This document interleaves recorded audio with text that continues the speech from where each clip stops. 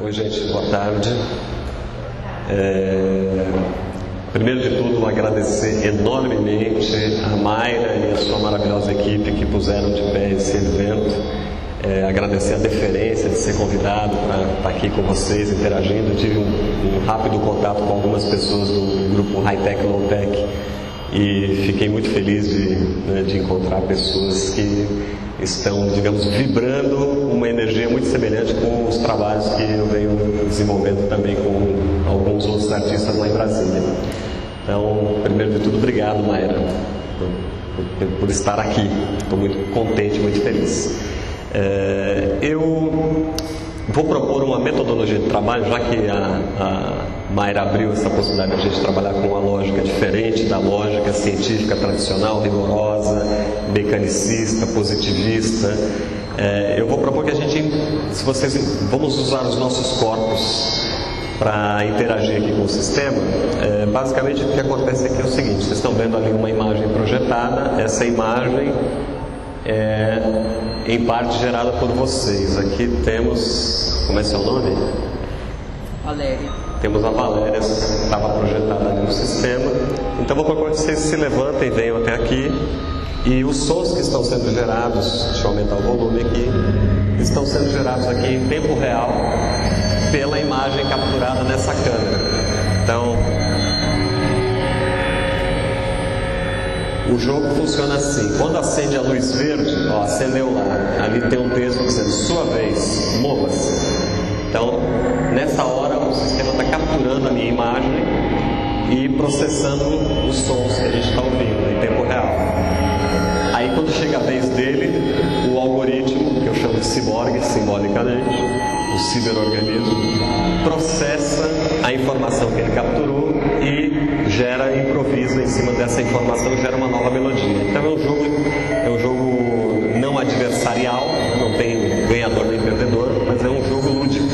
Então quem quiser vir aqui interagir uns 5 minutinhos com o sistema, fique à vontade. Vem, Cidade, vamos lá.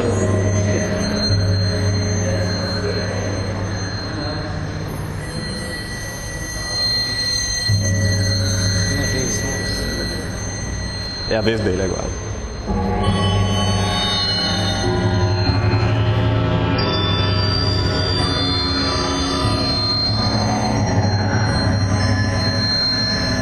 Agora vai virar a sua vez.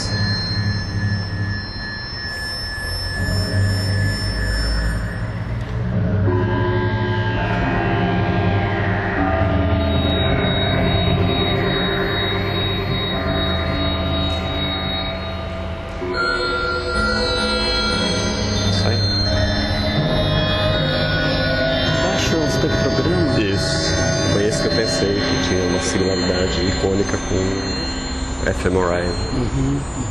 Mas a Mayra me convenceu que não. Que não é. Não tem nada a ver. Agora não está passando. Tá. Porque eu não tô... não, mas às vezes a imagem dá uma congelada. Entendi. Tá na minha... Mas ele processou. E os contrastes, as cores dos contrastes escolhidas, elas são aleatórias. São aleatórias. Mais alguém? Vou brincar aqui um pouquinho.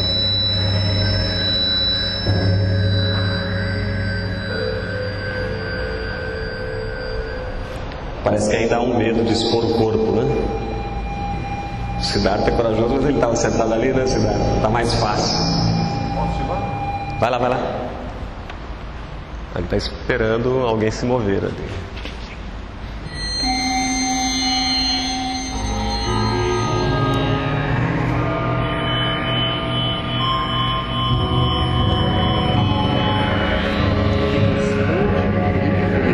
Ele responde de acordo comigo, é isso? Isso, exatamente. Ele está tentando falar comigo. Ele está dialogando com você.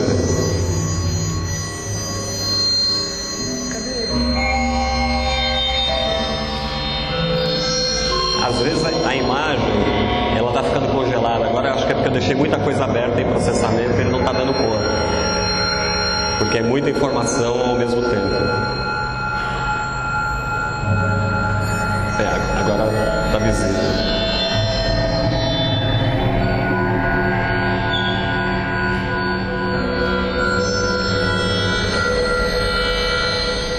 Na linha de baixo vocês veem o espectrograma do som que está sendo produzido. Então vocês veem que ele está alternado, né? Então o som que é produzido quando o humano está interagindo é o de cima. E o de baixo é a improvisação que ele faz em cima do... Vem, Duda! Eu brincar, eu vi que você estava com a cara de será que eu vou? Será que eu não vou? E você vê que a sensibilidade da câmera é tão grande que às vezes o movimento lá no fundo está gerando resultados aqui.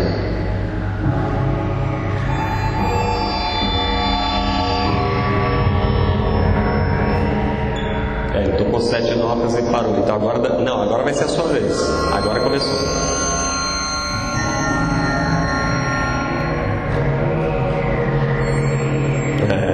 Tá lá.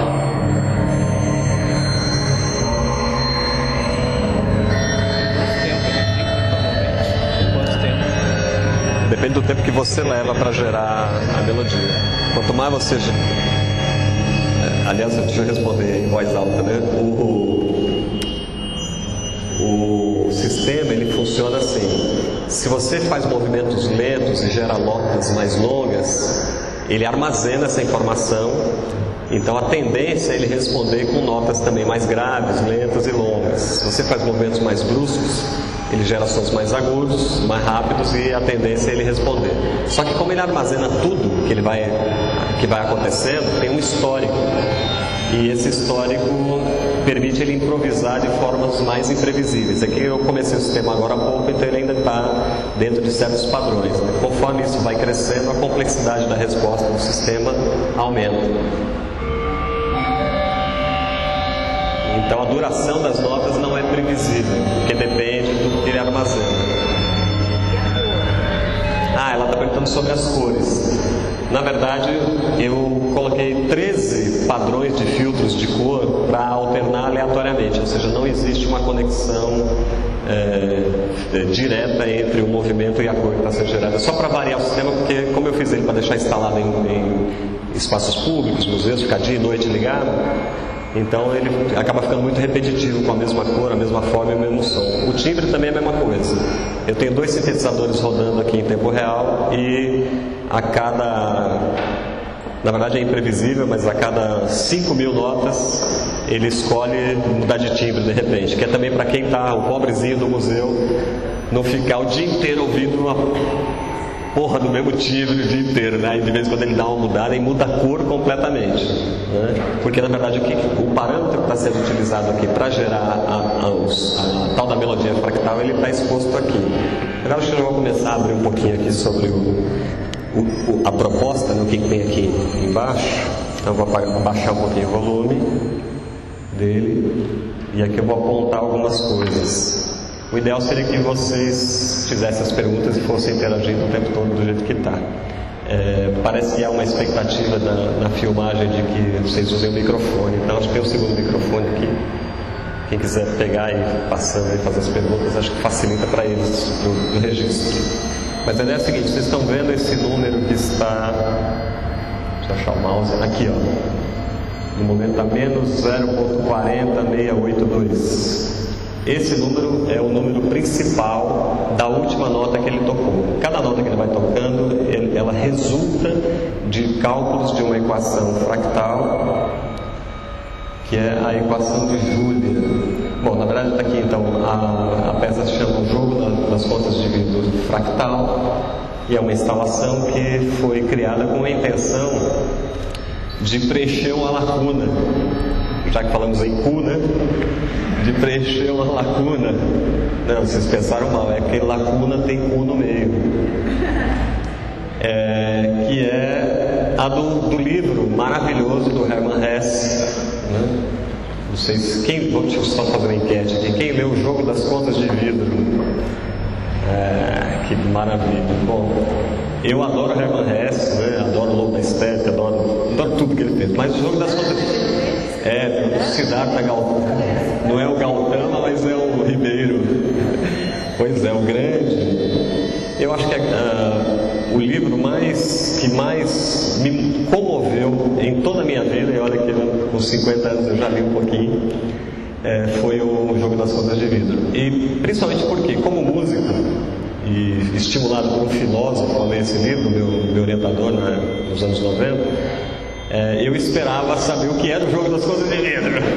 E aí, então foi uma coisa que com a qual eu sonhei, inclusive. Na época que eu li o livro, eu sonhava como é que esse jogo, eu via as contas, e eu comecei a ler, tentei ler em alemão, não conseguia, tentei ler em inglês, porque não tinha no Brasil ainda, nos anos 90, e achei uma versão americana muito ruim, mas sonhava constantemente com tal, e tinha as capas que na pesquisa na internet tinha visto várias capas. Mas como é que é esse jogo?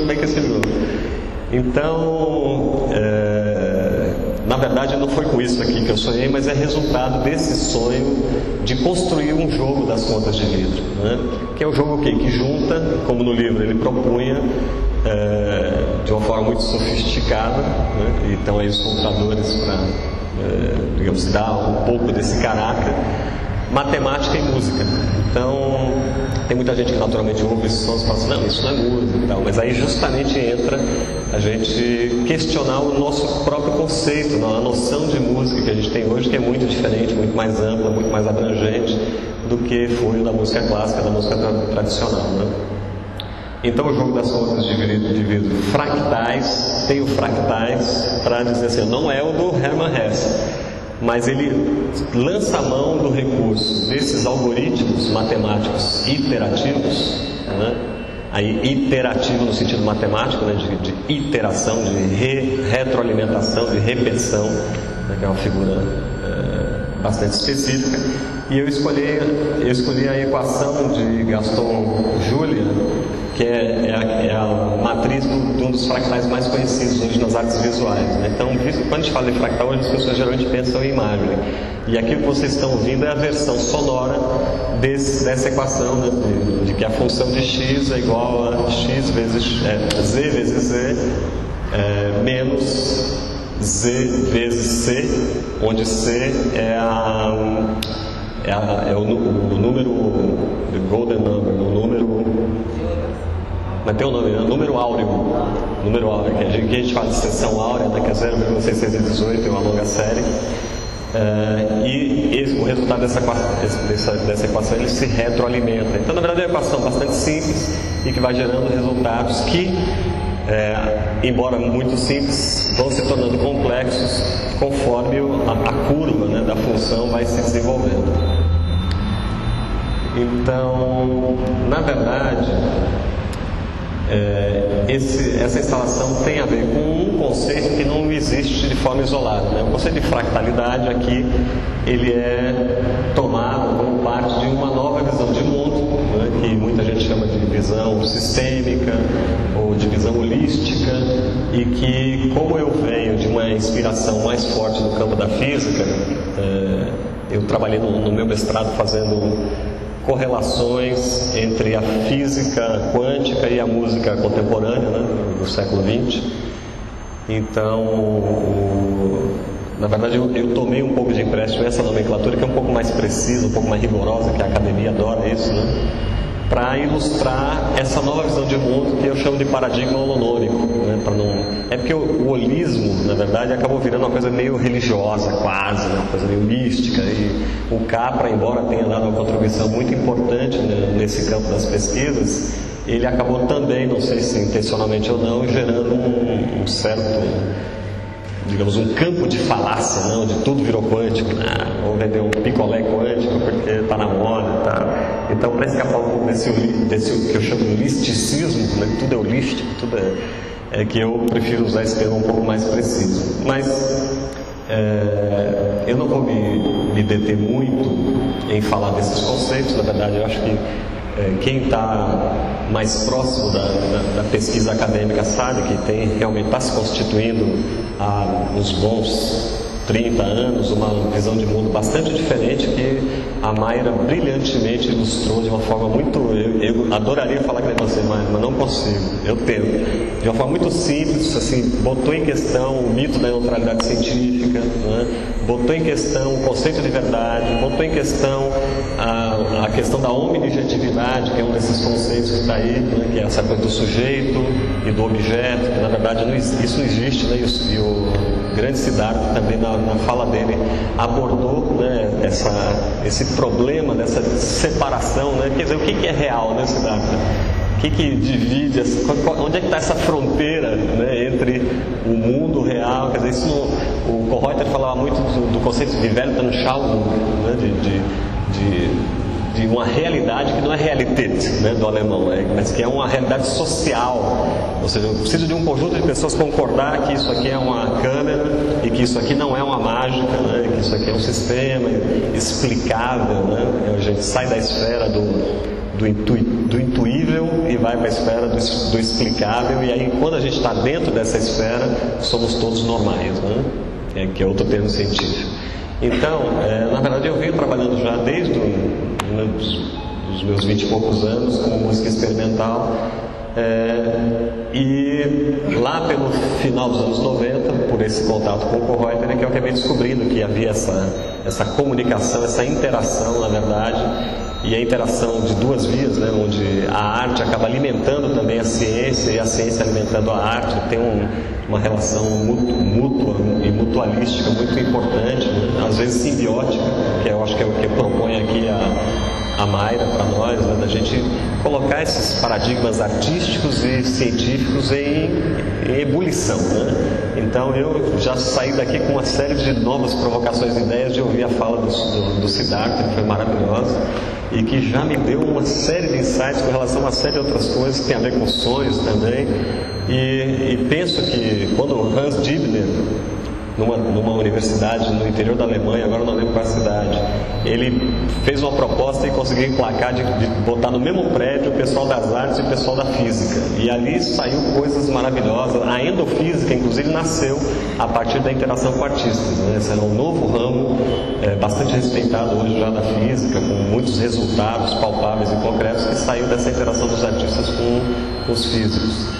E na verdade aqui tem alguns conceitos, algumas referências que me levaram a trabalhar a minha música contemporânea a partir desse novo paradigma da física. Estou trabalhando com música experimental, com performance. Aqui estão essas noções paradigmáticas: imprevisibilidade, paradoxalidade, holonomia, fractalidade, a relatividade, que foi um dos primeiros conceitos que, né, veio das duas teorias de Einstein. E na verdade esse jogo ele está numa espécie de entroncamento de uma série de conexões, né? Por isso que eu editei o PowerPoint e trouxe aqui um cérebro, né? Um brain, outra metáfora, né? O The Brain. Porque na verdade o que eu gostaria mais de apontar, e eu conversando com algumas pessoas isso tem sido uma preocupação constante para mim, é que há uma fascinação tão grande das pessoas com a tecnologia que às vezes a poética e a estética ficam um pouco esquecidas, sabe? Então, eu me lembro de várias ocasiões em que me chamaram para dar entrevistas e tal, e que as pessoas acabam perguntando muito mais a respeito da mecânica do sistema, como é que funciona, e taraná, e taraná. E agora há pouco, conversando com o Emílio, eu disse assim, é como se eu estivesse aqui dizendo assim, gente, eu vou falar para vocês do conceito de planimetria e da estética do impreciso e do paradoxal de Kohreuter. E alguém se virasse para mim e perguntasse assim, não, mas e esse microfone, como é que ele funciona? Ah, não, olha, tem um botãozinho aqui que liga e desliga. Oh, que interessante. Mas além do botãozinho, ele transmite ondas daqui e ali para aquele receptor. Aí as pessoas, oh, que interessante. Que é natural, né? Porque a gente fica muito fascinado com esse mundo das tecnologias. Mas eu sinto que o valor dessas tecnologias repousa justamente naquilo que me permite realizar coisas que eu não realizaria sem as ferramentas. Então um exemplo disso está aqui, né? Será que eu conseguiria que um matemático sentasse aqui do meu lado, observasse os movimentos de vocês, fizesse cálculos e passasse as informações para um músico que queria tocar um piano ou um outro instrumento musical com a velocidade que a gente tem esse processo? Não seria viável. Então aí se justifica a tecnologia. Então você vai determinar um processo artístico e que vem de uma necessidade poética, de uma inspiração estética, no caso aqui o Hermann Hesse, é o jogo das fotos de vidro, e a partir daí eu vou em busca dos instrumentos, dos meios, né? E aí a arte, né, de fato, é muito meio, né? Ela lida de uma forma muito, como eu vou dizer, muito corporal, né? De se meter mesmo, para realizar aquele sonho estético, aí volta o sonho, né? Então, eu acho que esse processo, que claro, não é um processo linear, não é um processo que se dá com muitas idas e vindas e tal, é que, mais do que tudo, me inspira e me motiva a estar sentado aqui com vocês. Naturalmente, como toda vez que tem uma mágica, as pessoas querem saber como é que é a mágica, eu também estou à disposição para responder perguntas e dúvidas de vocês a respeito disso aqui. Deixa eu mostrar só para vocês aqui um pouquinho. Aquilo ali é a tela resultado, mas eu tenho a tela provocadora desse resultado, que é esse programa. Aqui vocês estão vendo a telinha do programa, que tem, por exemplo, aqui vocês estão vendo uma coisa familiar em termos musicais, que é um pentagrama, um clave de sol, clave de fá e uma notinha. Então isso aqui eu determino qual é o tamanho das melodias que ele vai capturar. Então aqui eu tenho 15 notas. Então, quando acende a luzinha verde aqui, ele vai capturar, a partir do movimento da câmera, aqui, as próximas 15 notas. 2, 3, 4, 5. Tá vendo? Ele está tocando lá no pentagrama, quais são as notas que ele capturou. Aí ele parou. Aí o ciborgue vai fazer umas continhas, mastigar lá os dados do banco de dados e vai devolver a melodia. Como ele tem alguma liberdade e ele já tem um período de aprendizado, deixa eu abrir a memória dele aqui, uma das variáveis de memória. Na verdade aqui tem umas perguntas respondidas em números, então isso aqui é uma das bases que ele usa numéricas para, digamos, criar um repertório. Então ele tem no momento 1379 notas com altura. O primeiro número indica a frequência, né? O segundo número é a velocidade e o terceiro a duração em milissegundos. Então a última nota ele capturou 27, 14, 12, 24, 25, 27. É um Ré sustenido menos 1, com 71 de velocidade e 585 milissegundos de duração. Então isso aqui compõe a base sobre a qual ele vai recuperar, né, para fazer o improviso dele. Então esses números que estão aqui são as notas geradas pelo interator, né, por quem se move aqui na frente da câmera. E eu tenho um modo criativo, eu tenho um botão para fazer ele esquecer, forget. Se eu quero recomeçar a brincadeira, eu clico no forget, ele esquece tudo que ele gravou até hoje. E posso clicar no modo criativo. No modo criativo,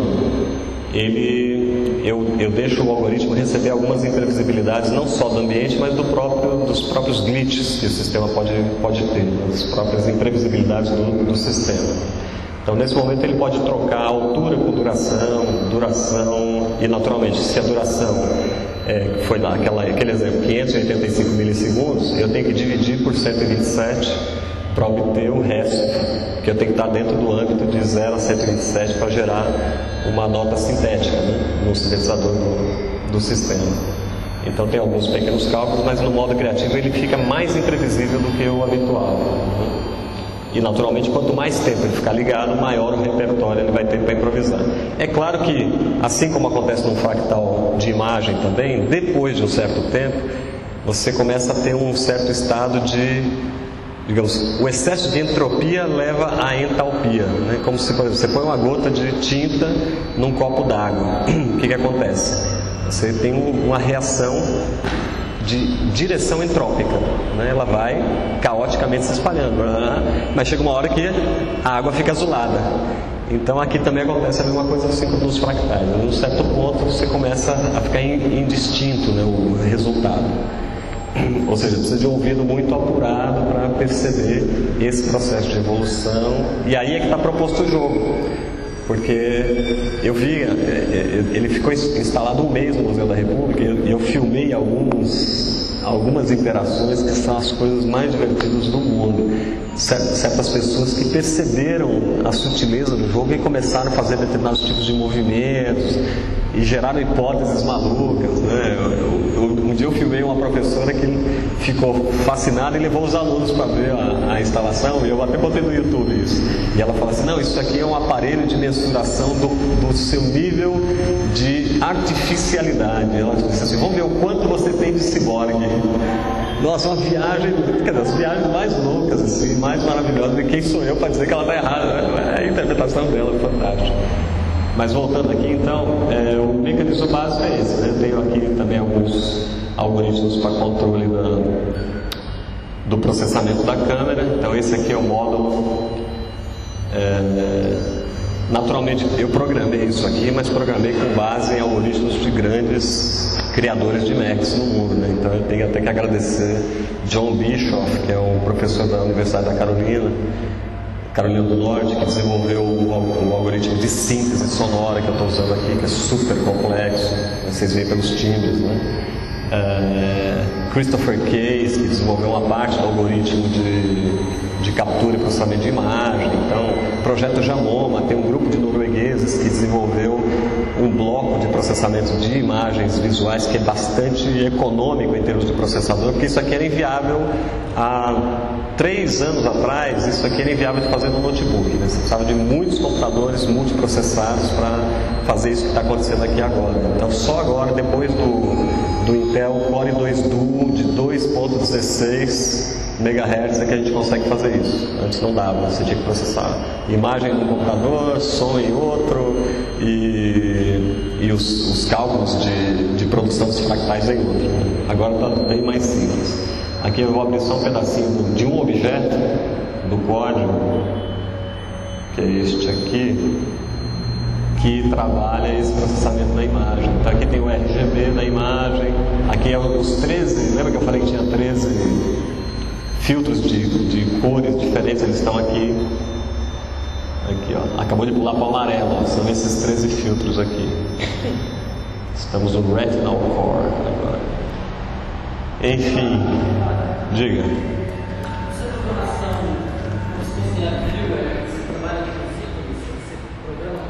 Objetos, isso, é uma boa pergunta. Então, porque eu não sou programador, né? Eu sou músico, graduado em música, eu estudei composição, então o que é essa linguagem? A linguagem Max MSP Jitter, que é essa que eu abri aqui um pedaço aqui agora, na verdade é um programa, é um software ambiente. Ele abre uma tela em branco e em cima dessa tela você insere o objeto que você quiser. Deixa eu abrir aqui. Command E, eu abri agora para edição. Então vocês estão vendo que tem uma série de objetos aqui. Eu clico. Cadê o. Ele não abriu aqui para mim. Deixa eu ver. Vou botar um N. Então aqui eu abri um box para um novo objeto. E aqui eu posso botar um objeto cycle. Ele já me traz uma listinha. E aqui eu tenho um objeto.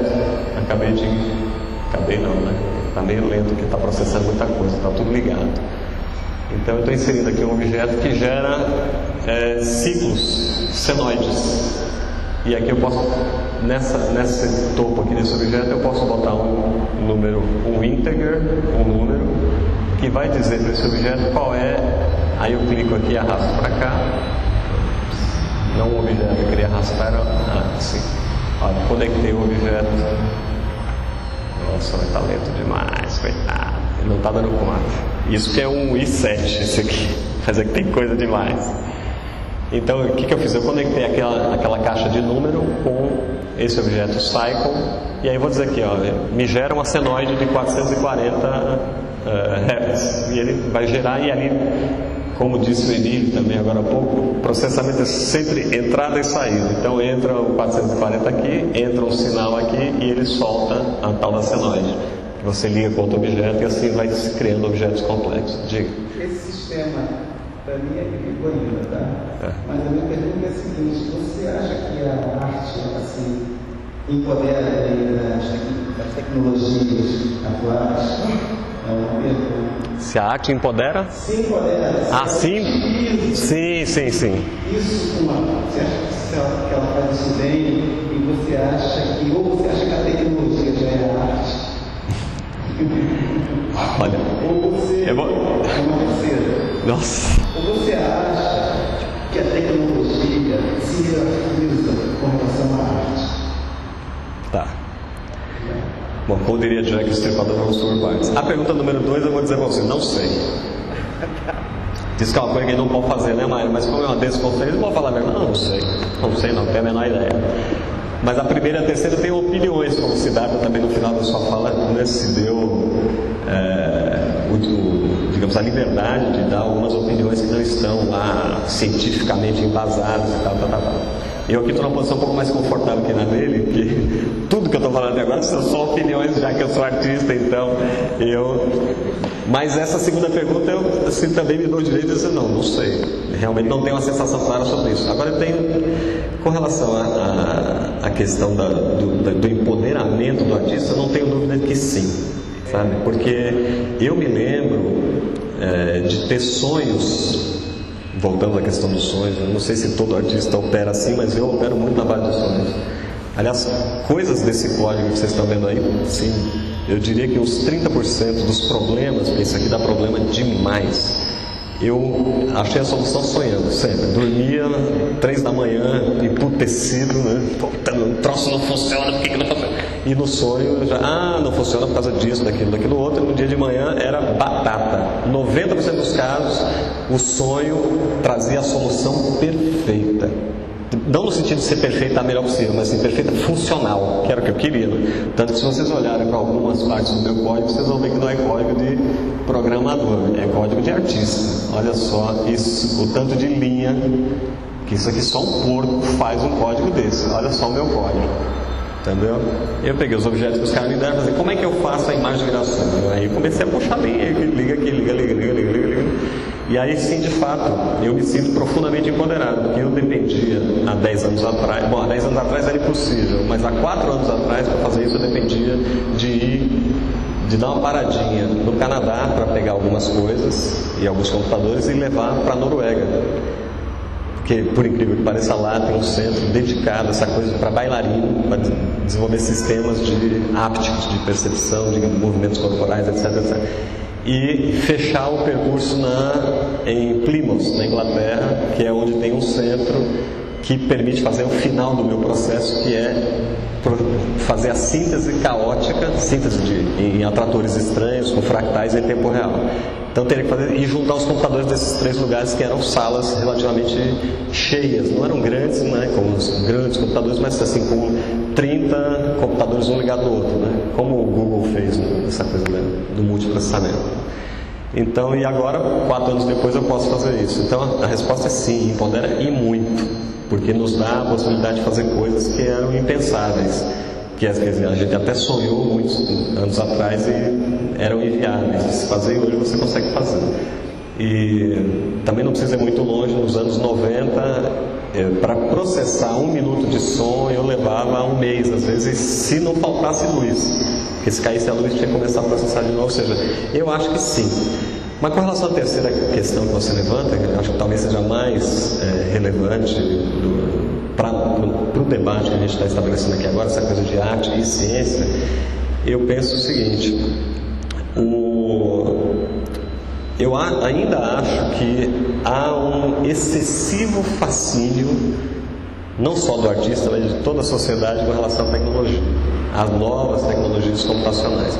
E eu tenho um certo temor, um certo medo de que, embora eu tivesse alguma esperança de que isso fosse passar, mas eu estou com um certo temor de que isso não vai passar, porque o povo é muito rápido, entendeu? O processo de aceleração tecnológica, eu estou aqui, por exemplo, com o iPad, né?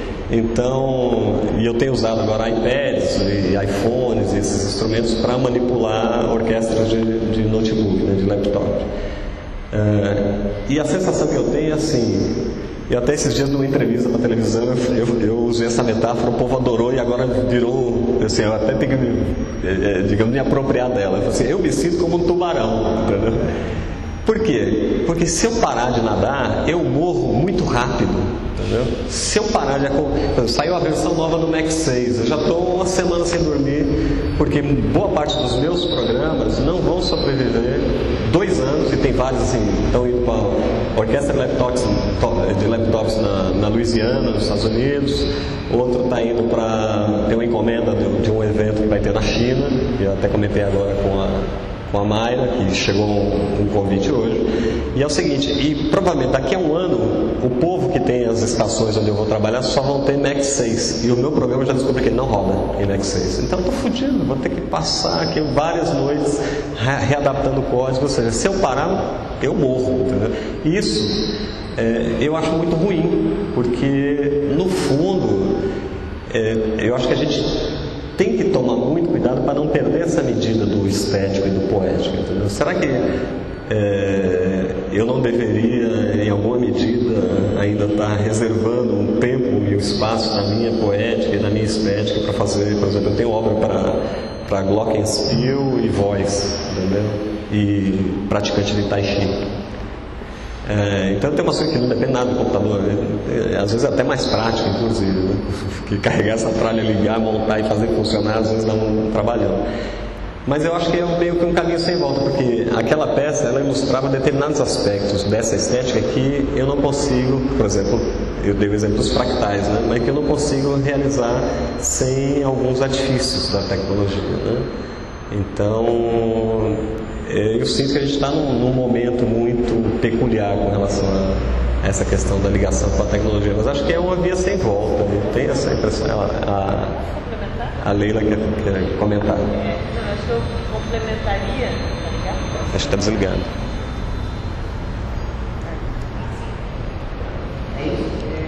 Eu acho que eu complementaria que, na realidade, quando o trabalho é bom, a tecnologia desaparece. Quer dizer, você não sente a tecnologia, não, ela desaparece. Porque é uma. Tal da transparência. Ela fica transparente. E pode ser, assim, a mais de conta. E aí eu acho que isso talvez não seja uma coisa só agora, mas se a gente vai pensar em termos de tinta, de evolução da tinta óleo para aquilo que era a cáustica, é a mesma coisa. É verdade. É verdade. E assim, aí chamaria, por exemplo, que um dos artistas que eu gosto muito, que é o Will Viola, que é um artista americano que trabalha com uma vídeo, na realidade. Vídeo arte. E ele é outro artista, apesar assim, da Sony ter desenvolvido TVs de plasma verticais, para ele fazer o trabalho dele. E aí hoje a gente vê portas retratos, que são, primeira vez que eu vi isso, eu vi o trabalho dele, mas você olha para o trabalho e a tecnologia some. É verdade, é verdade. Não, excelente comentário, acho que é isso mesmo.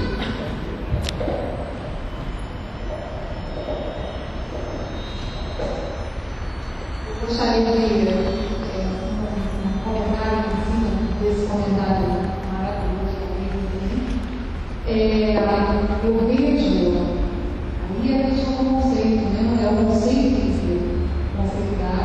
Assim como em ciência, também é a teoria, né? É a teoria dela, é a teoria da ciência, é a teoria que classifica, né? Então, em ciência, a gente pode, muitas vezes, repousar na teoria e esquecer como é que a coisa foi feita. Não deve ser feito isso, porque como as nossas verdades consensuais elas são perecíveis, e a gente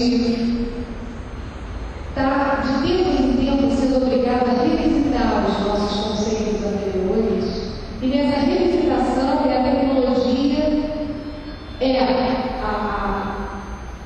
a intuição extraída da arte, mais os recursos extraídos da tecnologia, a meu ver, que são os recursos verdadeiros para a criação dentro de ciência, no sentido de uma revisitação transformadora dentro da ciência. E aí os nossos conceitos anteriores são colocados em xeque até serem confrontados com novas propostas, né? E eventualmente essas novas propostas podem. Eu diria que vai muito pela hiperatividade também do processo de assentamento das novas científica, né? É muito interaplicável. Então, é onde você começa a focalizar, através do Miraval, você começa a focalizar o grande orador. Esse orador, você volta a se pacificar com uma nova liberdade, ainda no pensamento do caráter de transitoriedade, da permissibilidade do morte mesmo. E estimular o pessoal a fazer mais críticas no nosso caso. Claro, claro. Eu acho que minha questão de conjuntura, um pouco no comentário dela, acho que a maneira da modelo utilizada, pelo que eu entendi, mas eu estou com a questão desde que, né, desde a abriu essa porta, que tem um nome tanto que artista, pesquisador também, fez um tijolão assim, juntando vários artistas que eles chamam de artistas pesquisadores da área de arte da vida, arte da tecnologia, assim, já tem mais 10 anos, de novidade. Mas o que justamente eu enquadraria você como esse artista pesquisador, né, me parece que o que abre portas para a gente desnaturalizar, né, não só as coisas, mas os efeitos, que você colocava com uma palestra de publicidade, para rever a nossa percepção, né, rever como a coisa já está naturalizada, e aí ele escreveu como título do seu comentário, né, a cultura é considerada reflexo da realidade, né, era muito bom que sumisse a tecnologia, porque o que a gente queria ver era aquela perfeição da realidade.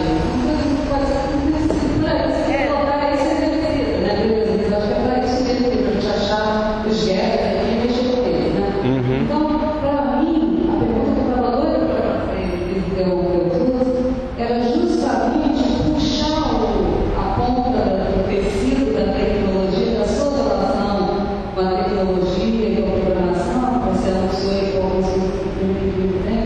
Porque eu acho que a valorização, né, do que acontece artisticamente no seu trabalho, né, tanto na sua criação desse universo, quanto da nossa possibilidade de interagir com ele, é a possibilitação que você faz para mim, né, de revisitar o uso do computador, o efeito, o esgarçamento, a ampliação dos efeitos do meu movimento, né, o fato de produzir música com um movimento que não toca em nada, e isso é a tecnologia que permite, uma tecnologia, né, da qual eu não sou empoderada, pelo menos não tanto, por isso que me é interessante. Para mim não tem graça nenhuma.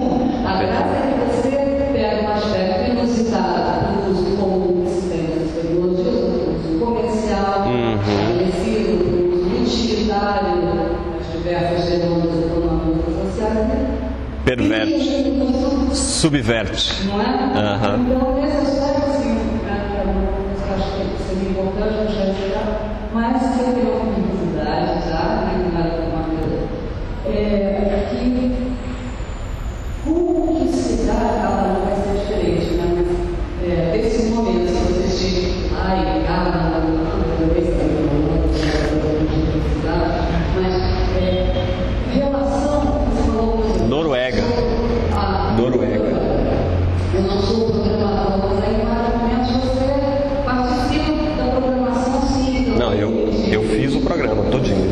Eu desenvolvi o programa. Só assim, não tem uma mentalidade, como você pode ver por aquela imagem ali, do programador. Mas você foi se dedicar, então. Claro, tem que estudar muito. Não, eu fiz curso de C, eu fiz curso de Unix, então, quer dizer, não sou... Eu sou muito da área, tenho uma formação na área de tecnologia que não é acadêmica, graduação, mas eu estudei na Unicamp, um curso de 2 semanas de programação em C, que me deu uma noção do que é o conjunto. Eu não uso nada disso na minha... Mas não sou verde, entendeu? Eu olho para o negócio e falo assim, não, eu dou conta de encarar isso aqui. Mas não tem essa mentalidade da lógica racional, do passo a passo, do programador. Às vezes eu preciso de um programador me ajudar, entendeu? Então, é isso. Talvez uma fase inicial, se tivesse que interagir mais, aí você foi aprendendo e às vezes troca alguém para chegar... Mais ou menos. Mais ou menos. Não, tem gente que defende que o artista tecnológico, o artista que lida com a tecnologia tem que ser programador, entendeu? Eu não tenho a posição fechada. Essa seria outra pergunta que eu diria assim, não sei. Eu não tenho a posição fechada quanto a isso. Porque, inclusive, eu não sei se eu sou programador ou não. Eu sei que eu me viro, entendeu? E essas linguagens foram feitas, né? Essa coisa de orientação a objetos, vocês não veem linha de código aqui, né? Você vê um objeto, uma caixinha que você escreve lá, ciclo 440, ele gera um ciclo de 440. Isso não é programação. Eu acho que não precisa ser um programador para puxar uma linha dali, ligar, colar e fazer sair som, né? Mas há divergências, como veio pela sua cabeça ali o Siddhartha. Então, mas essa dúvida sua é a mesma quando você falou aqui de real para mim. Porque, sim, mas o que é o real? Entendeu? Ele não precisa ir em Kant, né, e a nossa falta de acesso à coisa em si para questionar a solidez da mesa, entendeu? A física quântica já nos deixa suficientemente em dúvida com relação à solidez de qualquer coisa, né? Então é claro que se você for muito fundo, isso é uma coisa que quando eu tinha perto dos 30 anos de idade, depois de estudar filosofia, ler um monte de tijolão, Nietzsche, essa galera toda e tal, chegou uma hora que eu comecei a ter dúvida com relação a coisas demais. E aí eu senti a necessidade de ter que aceitar algumas falsas verdades. Porque, na verdade, se a gente for radicalizar em qualquer conceito, qualquer que seja, qualquer um, a gente acaba ou esgarçando ele no limite em que cabe tudo, ou afunilando no limite que ele não cabe em nada. Então, eu acho que uma coisa importante da participação do artista no ambiente científico e vice-versa, por isso que eu dei o exemplo do Dibner, que eu acho que é extremamente produtivo, não tem nada a ver com os produtos resultantes, tem a ver com os processos que geram os produtos. Eventualmente o produto até pode ser um processo artístico, por exemplo, né, como o caso de performance. Eu não estou falando disso, estou falando do metaprocesso.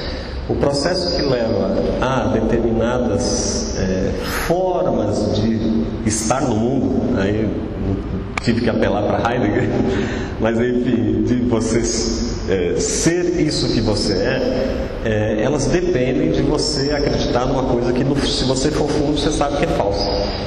Então, e essa dúvida primordial, que tem um pezinho em Descartes, um pezinho no cristianismo, né, que a gente precisa sofrer um pouquinho, né, para produzir, ela alimenta quase tudo que a gente faz, né? Então eu adorei as imagens que o Siddhartha projetou também do sonho do leão e do sonho do homem contemporâneo, porque aí eu vou discordar um pouquinho de você, não me leve a mal. Mas é no nível ideal. É que é o seguinte, eu sinto que hoje todos os riscos que a gente sofre, que a gente tem no nosso dia a dia, são piores do que há 10 mil anos atrás. É a sensação que eu tenho. Claro que é difícil imaginar. Se fosse 5 mil eu não discordava não, porque realmente eu acho que eu nasci faraó, mas meio doido. Mas eu acho que há 10 mil anos as coisas eram, eu acho que assim, tem toda essa complexidade dentro da qual a gente vive hoje, ela de alguma forma nos motiva em direção a esse acordo social do que é a realidade e o que não é, entendeu? Toda essa complexidade trazida pela filosofia, pela ciência, pela tecnologia, por todo o conhecimento que supostamente vem se acumulando, na verdade funciona muito como uma coisa que tira o nosso chão, né? Porque você vai dormir à noite inseguro de saber se no dia seguinte o mundo não virou de cabeça para baixo, né? Coisa que o homem que vivia no contexto do leão, ele fala assim, o meu entorno é esse aqui, entendeu? Então eu acho que tem uma relação assim, eu não diria nem que é pior nem que é melhor, é muito diferente, mas os pesadelos que nós temos hoje, eu sinto que são muito parecidos com os pesadelos que se tinha naquela época, dada essa diferença de cercania, de entorno, sabe, de contexto. É isso que eu quero dizer. Então, e aí de novo eu volto à metáfora do tubarão, né? Talvez seja muito ruim a gente depender tanto desse oxigênio que vem dessas novas tecnologias, quando isso faz a gente perder a dimensão do humano, entendeu? Então na verdade, se tem alguma coisa que eu acho que é valiosa nesse trabalho que eu faço, não é nem assim, eu falei da estética, da poética, mas acho que não é nem isso. Eu acho que é a transparência da interface e de empoderar as pessoas a poder fazer música de um jeito muito diferente e independente de qualquer tipo de aprendizagem, habilidade, ou seja, abrir a sua mente para uma experiência muito corporal e que leva o seu corpo a se movimentar como um grande cérebro, né? Se a gente pode usar, né, já que o tema nosso aqui são as metáforas da percepção, as escolas da percepção, e aí as metáforas são bem cabíveis, até porque todo conhecimento é metafórico, né? Assim como toda a linguagem é metafórica. Então, nesse sentido, essa transparência de você poder dançar aqui na frente, mexer o seu corpo e produzir som, a mim já me basta, porque eu vejo as pessoas, assim, isso está nos vídeos no YouTube, Estados Unidos, Venezuela, em qualquer lugar, na Espanha, em Paris, as pessoas viram criança, né? Que é, o lúdico vai no primeiro, e só isso para mim já é um presente. Ver os adultos virarem crianças e as crianças virarem mais crianças ainda. Em Paris foi na praça em frente ali o Ircan, o Georges Pompidou, e as crianças se esbaldando enlouquecidamente, porque produzir som com o corpo é uma coisa muito mágica. Então eu acho, né, Harry Potter, eu acho que Harry Potter fez o sucesso que fez por isso, porque as pessoas estão precisando se divertir mais, pelo amor de Deus, né? Chega de tubarão e chega de leão. Tem uma pergunta ali, né? Eu queria perguntar uma coisa sobre o Paul Roger. Uma vez eu fui entrevistar uma das esposas dele, que fez um trabalho que era com lobos, e ela fez no engenharia, ela cuidou de uma oficina com lobos, e teve uma coisa que eu não consegui entender, e talvez você possa me ajudar assim, a pensar nessa experiência. Ele, no primeiro festival que teve em Teresópolis, ele arrumou tipo uma Kombi, um carro, assim, não sei, grande, e pegou esses lobos que iam fazer essa oficina, que ele já tinha ido lá. Tinha um que tocava piano, tinha um que tocava gaita, tem um que tocava percussão, e os outros cantavam, faziam outras coisas.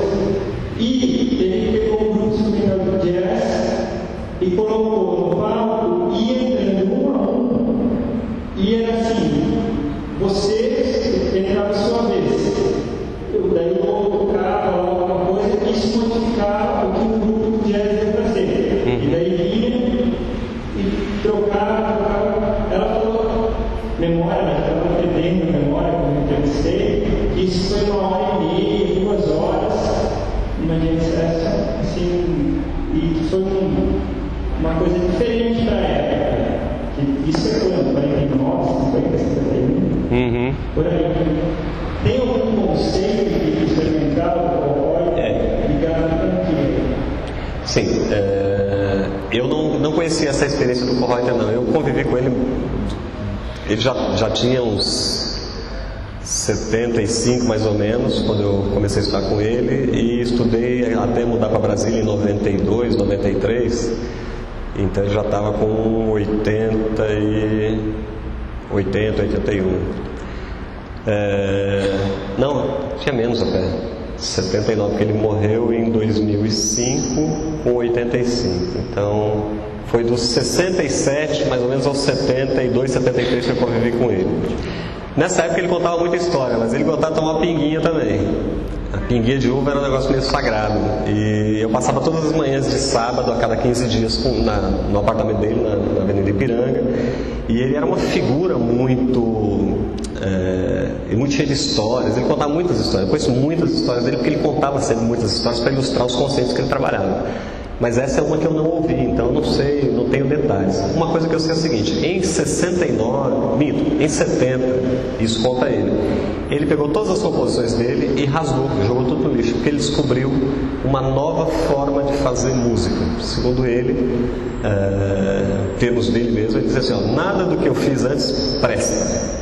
Então por isso que eu rasguei e joguei tudo fora. Tanto que você só tem coisas que ele foram editadas. Coisas que ele não tinha editado se perderam. Inclusive a minha esposa, à época, que era musicista também, e ela fez uma pesquisa sobre a vida dele, conseguiu achar muita coisa, mas tem muita coisa perdida, né? Ou seja, eu sei que em 1970 ele deu uma grande virada na forma de compor. Ele criou o que ele chama de planimetria, que é uma técnica. Vocês estão vendo aquele globo que está ali? Na verdade, em 70 ele compôs uma peça chamada Acronon, né? Então, cronos, tempo, né? Acronon não é sem tempo, mas é aquilo que ele usava o A com o sentido do alfa privativo. Então, o A nega o sentido absoluto do conceito, não é que nega o conceito. Então, o acronon é aquele que o tempo não tem uma dimensão precisa e nem é linear. É o tempo não linear, né? É o tempo considerado em bloco, por isso o círculo, né? Na verdade, ele trabalhou com um globo de acrílico, onde ele preenchia pequenos sinais parecidos com aquelas bolinhas pretas e brancas e triângulos. E, na verdade, isso é uma composição minha, desculpem, feita sob condução do Kohreuter. Mas se vocês entrarem na internet e botam Wuli, W-U-L-I, Kohreuter, vocês vão achar a partitura, uma das originais que ele fez. Isso é uma composição, um estudo que eu fiz com ele. Mas enfim, tem bolinhas, triângulos e círculos nesse globo de acrílico, e o intérprete tem uma bula, uma série de instruções para improvisar em cima desses signos. Então, se a bolinha está no alto, é som agudo; se está embaixo, som grave. Se tem uma linha ligando um signo no outro, significa que é um percurso e tem um numerinho do lado. Aí não tem, porque o meu era livre, mas os dele tinha 5/8. Ou seja, se você está indo na versão positiva de baixo para cima, você vai tocar uma nota com 5 tempos. Aí não pergunte para ele qual é o tempo, porque o tempo é o seu tempo orgânico. Não, só você conta, se é 5 aqui e é 8 ali, você pode ser 5 lentos, 1, 2, 3, 4, 5, e o de 8 vai ser proporcional a esses 5. Ou pode ser 1, 2, 3, 4, 5, 1, 2, 3, 4, 5, 6, 7, 8.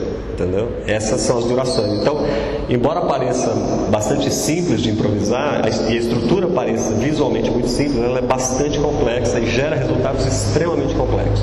Então, quando ele chegou nesse globo de acrílico tridimensional, que ainda tinha, porque aqui está chapado, né? Está um diagrama, mas ele tridimensional, você vê um signo que se conecta com outro na outra face da esfera. Então, vocês imaginem como era complicado improvisar em cima dessa estrutura. E essa estrutura, segundo ele, era resultado de 2 décadas de pesquisa, e provavelmente esse experimento que você citou, na coisa do jazz, do improviso, da liberdade sob controle, esteja na origem dessa partitura, você entendeu? Porque aí você tem uma estrutura que não se altera.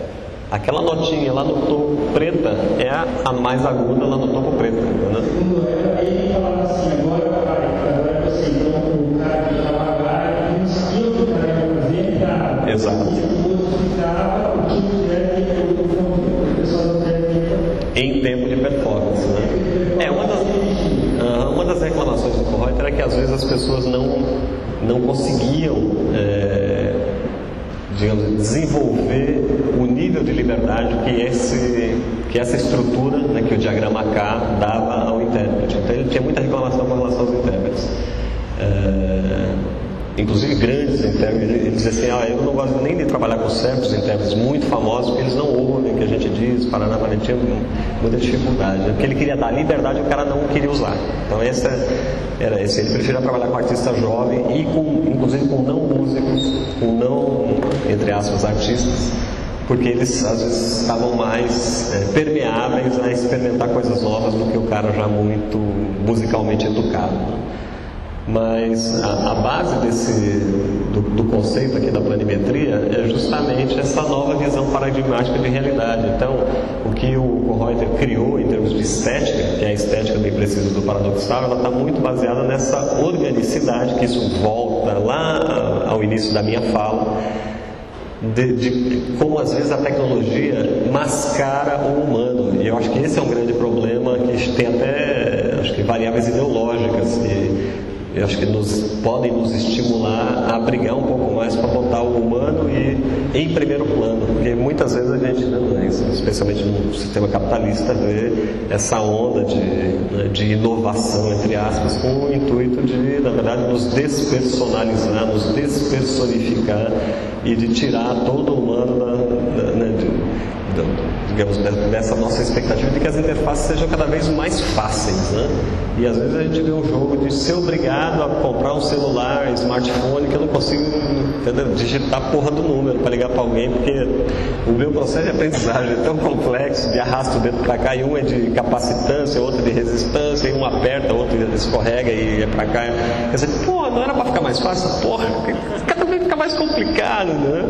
Então, assim, eu acho que talvez nós tenhamos uma contribuição importante, nós todos, né, a dar na criação de complexidade simples, entendeu? Que é uma coisa que o Floyd Merrill, outro grande semioticista, sempre falava, né? Assim, olha, que é a coisa da elegância da ciência também, né? Eu acho uma pena que muitos cientistas tenham perdido esse sentido da elegância da solução, né? Que era uma coisa tão importante na ciência, nessa ciência mais flexível, né? Que a gente vê nas suas origens, e que agora vira uma ciência dura. Até o nome duro é duro, né? É feio.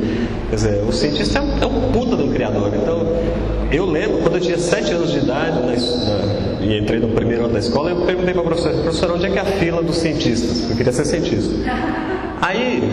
Aí ela falou, não, espera um pouquinho, você ainda vai ter tempo para achar e tal. Mas eu já estava desesperado, né? Eu quero ir na fila dos cientistas, né? Aí comprava o kit do pequeno cientista na banca de jornal, meu pai comprava, ganhava pouco, então era uma luta. Aí, quando eu estava com 30 anos de idade, eu de repente me dei conta que eu era cientista, que eu era músico e que estava fazendo ciência. Entendeu? Eu falei assim, pô, eu estou aqui pesquisando, estou investigando, estou fazendo aquilo que eu sempre sonhei sem saber. E hoje eu vejo que tem muito cientista, desculpem a minha emoção, tá?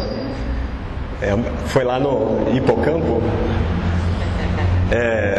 Hoje eu vejo muitos cientistas que são extremamente artísticos no seu trabalho, né?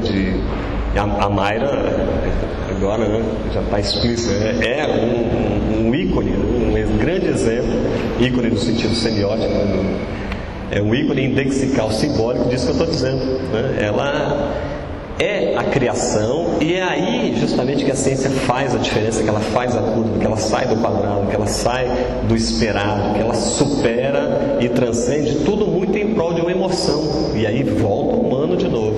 Quer dizer, eu tenho muito medo, por isso que eu falei assim, essa segunda pergunta não tem como responder. Eu tenho muito medo do que as pessoas vêm fazendo com tecnologia, né? Às vezes as pessoas falam assim, isso é bom ou é ruim? Não dá para dizer, né? Computador é ótimo, mas se eu bater na tua cabeça com o computador, eu te mato, entendeu?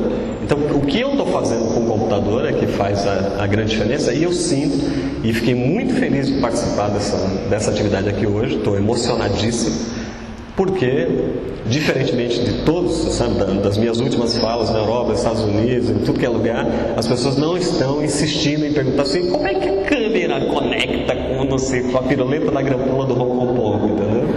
Que eu sempre, né, assim, me explico e mostro, tá, porque é o sentido, né? Provavelmente me chamaram para isso, mas fico frustrado de não perceber que as pessoas querem ir fundo, né? E aqui hoje eu queria agradecer a todos vocês, né? Especialmente a Mayra de novo, né? A todos vocês, o Siddhartha, que eu acho que me inspirou a desbloquear algumas áreas do meu cérebro. Eu nunca chorei em público assim, ainda mais dando uma palestra, que me desculpa se por um acaso eu quebrei algum protocolo, mas enfim, eu acho que parte a culpa é do Siddhartha, não é minha, a culpa é dele, que foi lá futucar alguns mecanismos muito límbicos, porque realmente é muito emocionante estar aqui com vocês e viver nesse momento. Obrigado.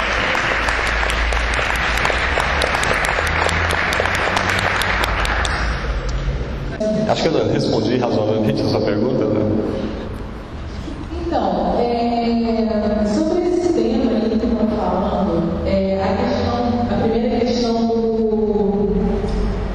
da tecnologia ser um meio, né? Ela quando falou do viola, eu lembrei de uma imagem que eu vi, eu não faço a menor ideia de como ele fez aquilo, mas eu penso que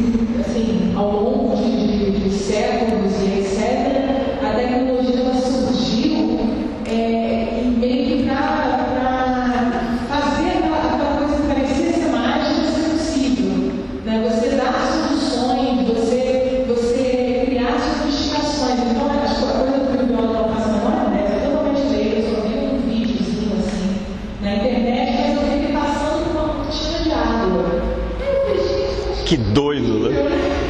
Muito legal. Mas aí esse caso é o que você falou, porque na verdade o importante é o resultado, né? Porque na verdade, chega da tecnologia, é o resultado. Então, assim, a minha pergunta para você, primeiro,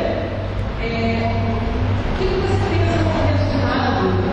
O que você pensa como resultado? Assim, quando, por exemplo, nessa obra, eu vi você comentando alguns detalhes que você falou da criança, né, que é uma busca da meditação, né, é uma busca do Buda, né, você encontrar o seu Buda, você encontrar a sua Sua criança interior. Isso tudo. Mas assim, te pergunto agora de novo, assim, o que você pensa assim, como resultado, né, quando você cria ou imagina a sua obra? Isso é uma coisa. E a outra coisa, que a gente está também lidando com uma percepção cognitiva do outro, né, com as informações que o outro tem. Então, amanhã, por exemplo, você está com essa coisa mostrando a tela do seu computador. Amanhã eu vou fazer isso. E isso, na verdade, isso dispersa. É quando eu fiz aquela história de ecossistema, da sereia. Aham.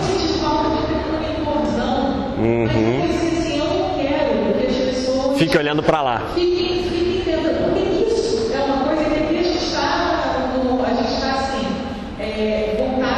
estamos voltados para o conhecimento também. Então é interessante. Mas de qualquer maneira, essa coisa, isso é um comentário meu, também mas essa coisa que eu vou testar amanhã, eu vou ter um entorno para ver o que está acontecendo no computador, e todo mundo vai ver também.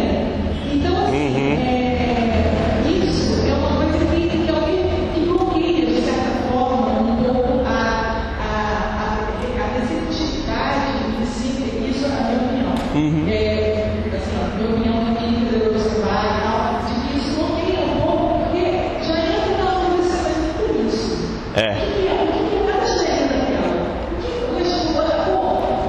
Por mais que as pessoas nos perguntaram hoje, de certa forma, a tecnologia, como também em alguns trabalhos, a tecnologia ela se sobressai. Eu fico diálogo de tecnologia e tecnologia. Né? E a tendência também de muitas especializações. É verdade. Né? Que é o debate vai afinando, vai ficando mais hermético. Uma música erudita contemporânea é uma coisa que, assim, quem vai no concerto de música erudita contemporânea, a pessoa tem que ser iniciada, né? Não ela tem que ser, não, de certa forma não.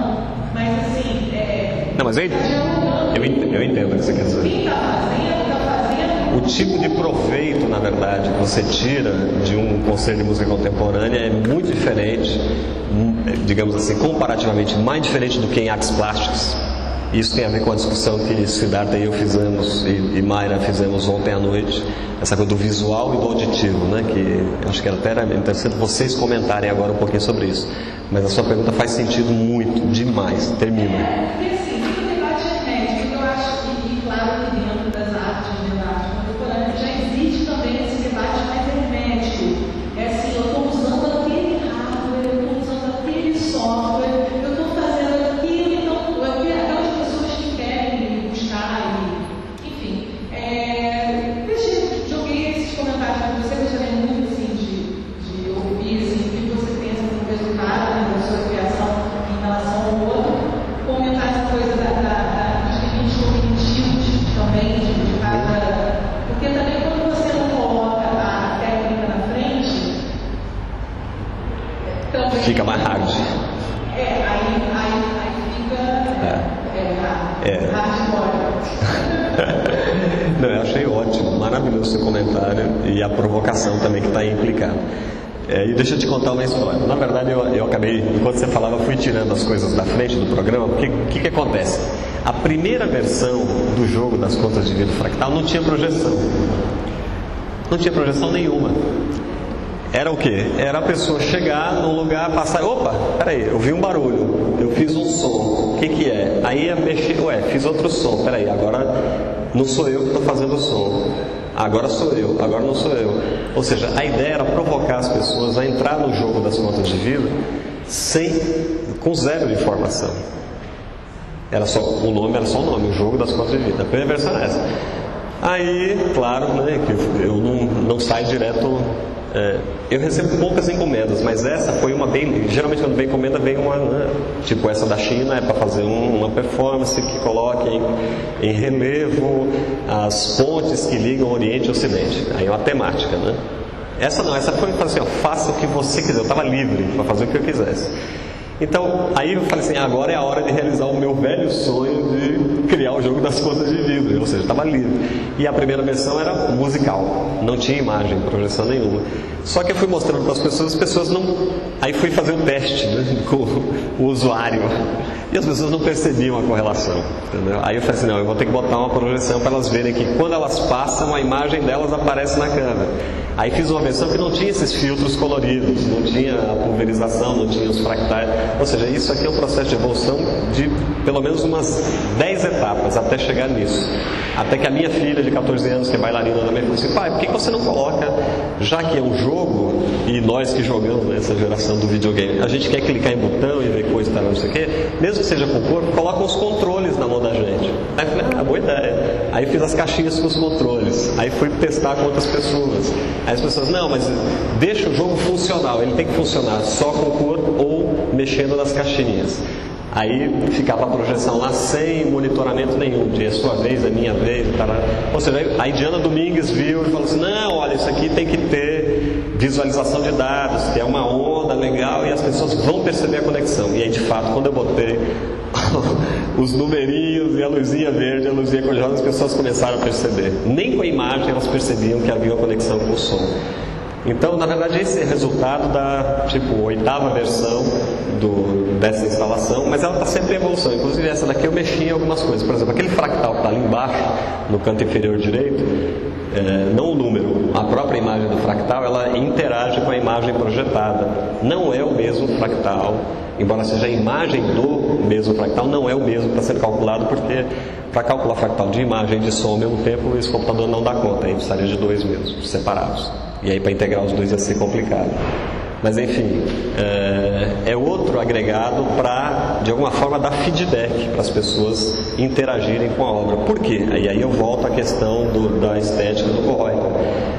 Dentre aquela série de conceitos que a gente vê na física contemporânea que tem a ver com a estética pós-moderna, um conceito-chave tem a ver com o processo de coautoria. É por isso que a interatividade, interatividade é hoje tão importante. Não é porque é bacana, mas é porque ela tem a ver com uma das coisas mais essenciais em termos de conceito fundacional, eu diria, desse novo paradigma holonômico, que é o conceito de omnijetividade.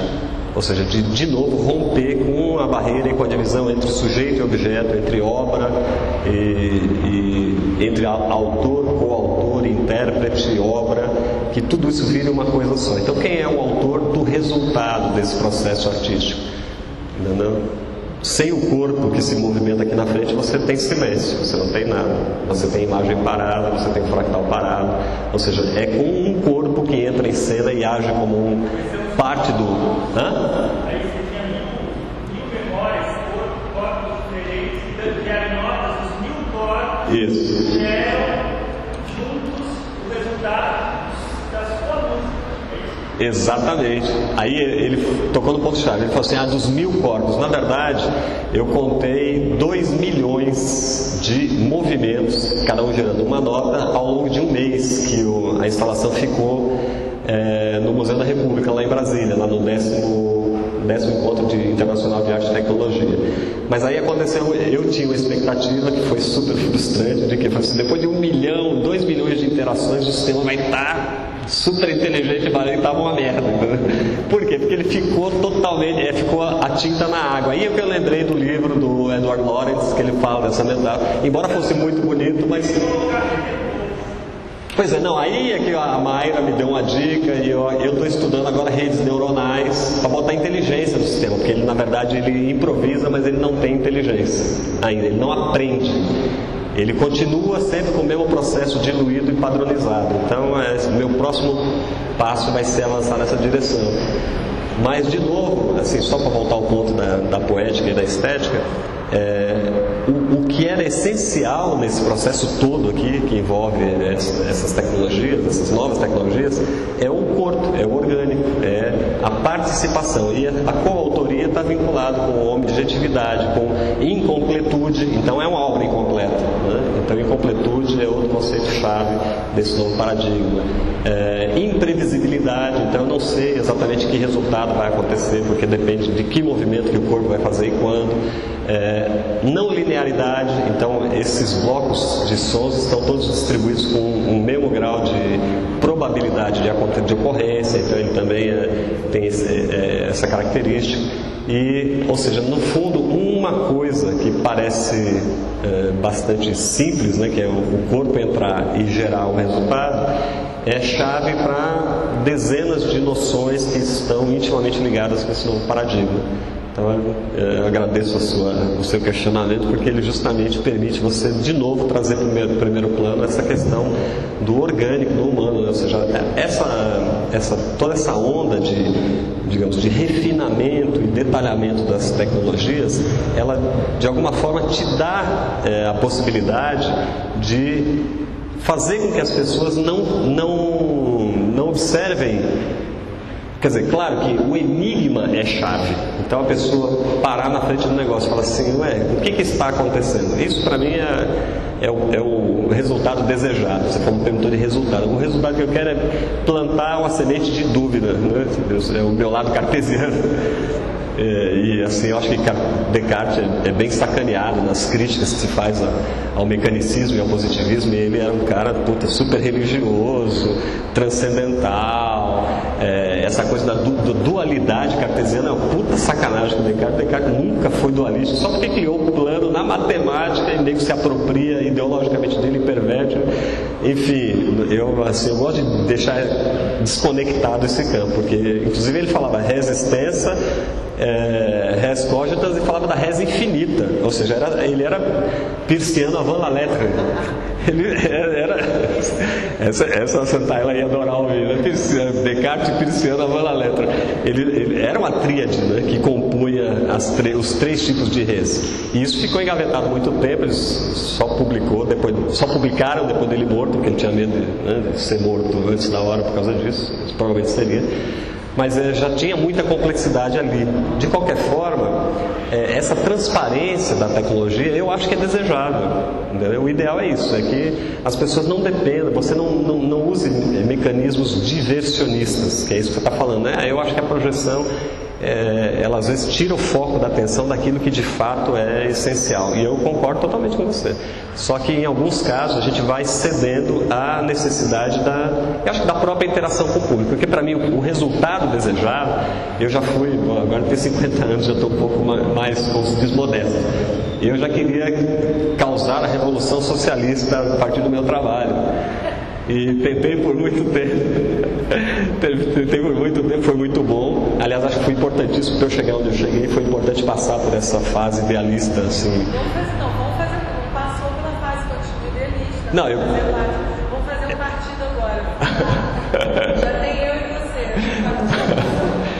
Pois é. Partido da revolução, despadronização revolucionária. Pois é, o problema é que eu não vou aceitar, porque eu me tornei descrente nessas organizações partidárias. O que eu acredito é nisso que a gente está fazendo aqui agora, que é a gente se abrir e se expor de ser humano para ser humano. Então, eu acho que o máximo de revolução que eu posso fazer está no meu próprio âmbito, e eu ainda não consigo tomar banho de 5 minutos por causa do cabelo. Então, meu próximo desafio é reduzir o meu tempo no banho. Esse é o máximo de revolução socialista que eu estou pretendendo agora, é isso. E olha, não é fácil. Parar de fumar foi mais fácil do que isso. Já parei. Hã? Pois é, eu estou pensando em cortar o cabelo careca o ano que vem para resolver isso. Então, talvez de todas as mensagens que eu tenha pretendido deixar aqui, talvez essa seja a mais importante, que é a da água, entendeu? Porque eu tenho feito muitos trabalhos. Um antes desse aqui era chama Umidade, era uma performance interativa e meio escultura com seres humanos nus, naturalmente.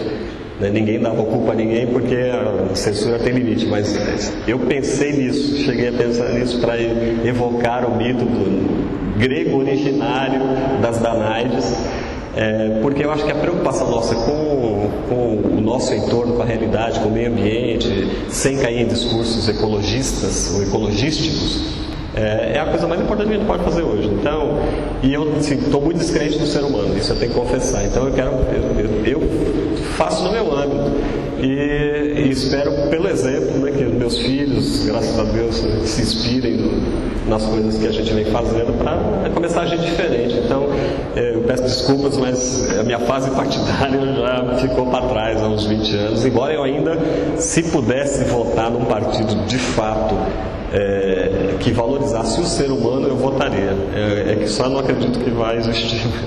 Se aparecer, conte comigo. Aliás, vote em você. Diga. Eu vou tentar aqui 10 minutos de uma dinâmica com o Siddhartha, né? Ele aqui agora, o Valério vai uma questão para ele, eu tenho uma questão para você e o Siddhartha, mas enfim, as minhas questões eu estou deixando só na prateleira, eu queria abrir para ver se a gente consegue fazer uma maneira. Se vocês quiserem mudar de disposição para poder o Siddhartha, você está aqui. Na volta da década de 60, viajou outros do Rio para depois de Recife. Ele queria dizer que a Recife, as pessoas iam achar que era na louca, não tinha estrada. Então ele saiu do Rio, ele ia para Minas, ele dizia que ia para Bahia, na Bahia ele dizia que ia para Pernambuco. E não tinha posto de gasolina, não existia lá, e algum lugar que parou, já mais de 4 ou 5 horas sem beber absolutamente nada.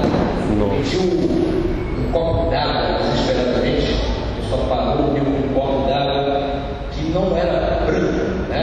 Era amarelo, um pedaço de barro. Nossa! Só para dar uma ideia do que seria difícil para a gente. Tinha muita coisa. Mas a minha questão do Siddhartha é a seguinte, sobre os sonhos, né, Siddhartha? Se a gente pensa que, de alguma forma, o sono e o sonho, de alguma forma, são regeneradores, né, em um estado de rearranjo da consciência, também com um certo componente de aprendizagem, né, de tempo de incubação, você tem mesmo os experimentos que demonstram isso claramente, de melhor aprendizagem até que tiveram, né, um período de sono logo após a aprendizagem de novas tarefas. Como é que você percebe a questão dessa invasão, ao contrário, da que a gente tem no sono do inconsciente para o consciente, né?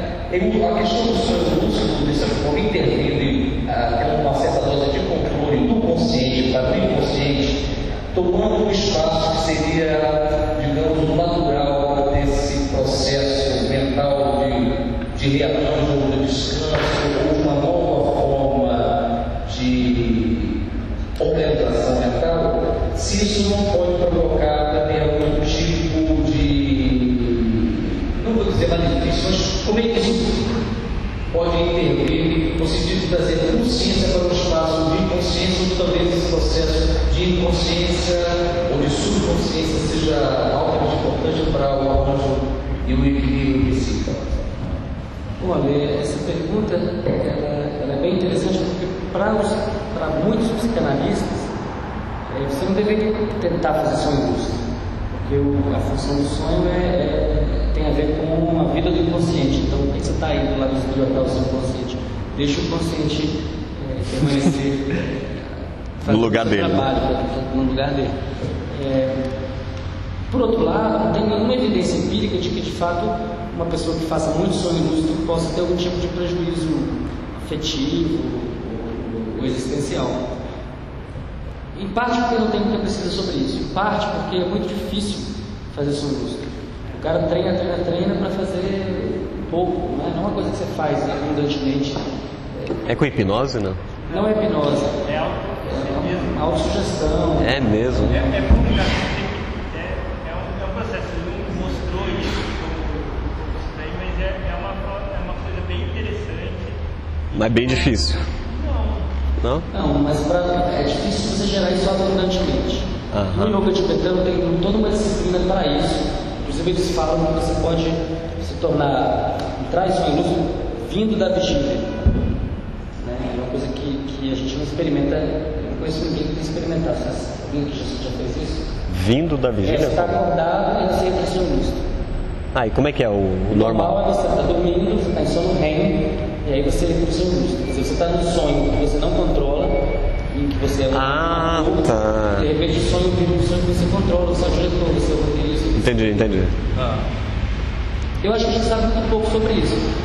Eu não acho que você passar, digamos, você tem 4, 5 ciclos de sono REM por noite. Se você pudesse toda noite gastar um deles com um sonho lúcido, será que isso vai te fazer mal? Acho que não. Acho que precisa fazer a pesquisa para poder sair das opiniões e ir para os fatos. Aquela questão da maldade, o tempo contínuo também. Tudo em moderação, né? Agora, uma coisa que pode ser verdadeira é que talvez se a gente obtiver o controle do sonho lúcido e puder entrar nesse estado adequadamente, por um tempo longo o suficiente e tal, talvez a gente possa usar isso como um espaço de simulação para aprendizado. Então é a história do Matrix, né? O cara quer treinar um salto mortal triplo. É melhor fazer isso no seu espaço onírico do que no Claro. chão, né? E será que isso é possível? Tem alguns estudos sugerindo que sim. O trabalho do Daniel Edlar na Heidelberg ensinava o cara a jogar uma moeda num copinho. Então você coloca um copinho a média de distância, você tem um acerto de 60%. Aí você treina a habilidade que você pratica. Através da prática você pode ficar bom nisso. E eles mostraram que se você treina durante o sonho lúcido, você também melhora. Tem experimento feito com músico estudando piano em sonho lúcido. Em sonho lúcido. E funciona. Isso, e funciona. Então eu acho que pode ser que tenha ganho. Se não for excessivo. O treinamento tem dado resultado. O treinamento sem sonho lúcido tem dado resultado.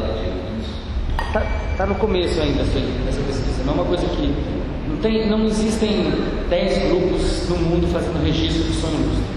Tem na Alemanha, tem nos Estados Unidos, tem a gente em Natal e não tem muito mais do que isso. Tem grupos de treinamento contínuo disso? Tem sites se você for na internet você vai ver que tem clubes, né? Clubes sociais de pessoas que fazem. Se dedicam a isso. Então tem esses grupos, neuronal, não tem uma questão de controle experimental. Tem pouca aproximação com a ciência. Tem alguma aproximação porque eles têm, geralmente eles têm aquelas máscaras que ela perde media para ver o movimento rápido dos olhos, às vezes tem eletrodos, mas não é uma coisa que tem controle, uma inserção na ciência. Começou com o Laberge nos anos 80, depois agora recentemente um trabalho da Ursula Voss com Alan Robson. A gente tem feito alguma coisa, já publicamos um trabalho. Realmente, você conta nos dedos as pessoas que se dedicam a isso. Até porque muita gente na área de sono e fisiologia do sono não leva isso a sério, acha que as pessoas estão fingindo, que a pessoa está consciente, está acordada e está achando que está dormindo. Mas você pode mostrar que isso não é verdade, basta você ter um eletromiograma e mostrar que o cara está sem tônus muscular nenhum. Impossível você estar acordado e não ter tônus muscular. Esses grupos que você tem abordado lá de treinamento com o sonho lúcido, a periodicidade do pessoal é disponibilizada para sonhar o quê? Uma vez por quanto tempo? Não, as pessoas que eu já encontrei que tem mais sonho lúcido conseguem ter sonho lúcido toda semana. Mas eu não encontrei nenhuma pessoa que tenha sonho lúcido todo dia. Deixa eu alguém falar. E aquilo que o Jung fazia, que era a pessoa acordar e entrava alguma coisa muito parecida com o sono. Alguém já fez pesquisa sobre o que é isso? A gente fazendo pesquisa com você pode chamar de imaginação ativa, né? E não é claro se isso é ou não é a mesma coisa que o sonho lúcido. Isso não está claro, se as bases neurais são semelhantes. E tem gente fazendo isso com esportes, né? Então esse treinamento com esportes funciona, a pessoa tem um ganho. Nessa década de 90, psicólogo já fazia isso. A pessoa entrava A questão é que isso funciona. Qual é a base do negócio? Isso é uma coisa do método.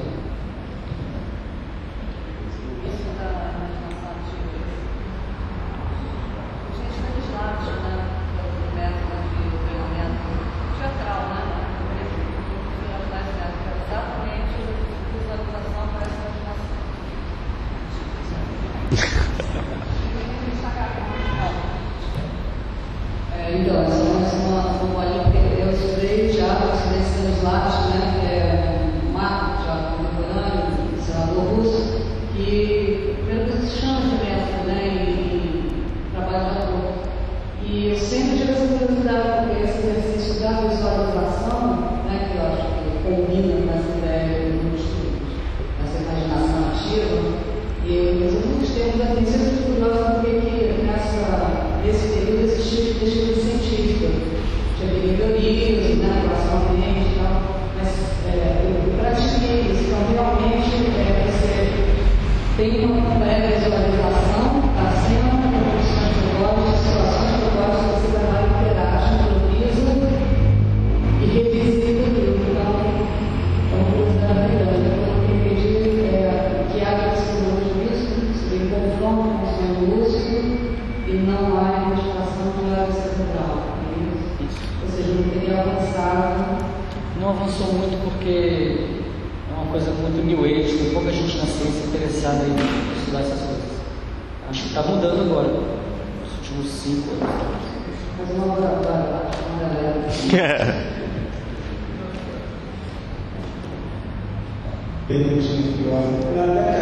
Anos 90 ainda, eu conheci um vicarismozinho que se chamava Green, não sei se você já ouviu falar.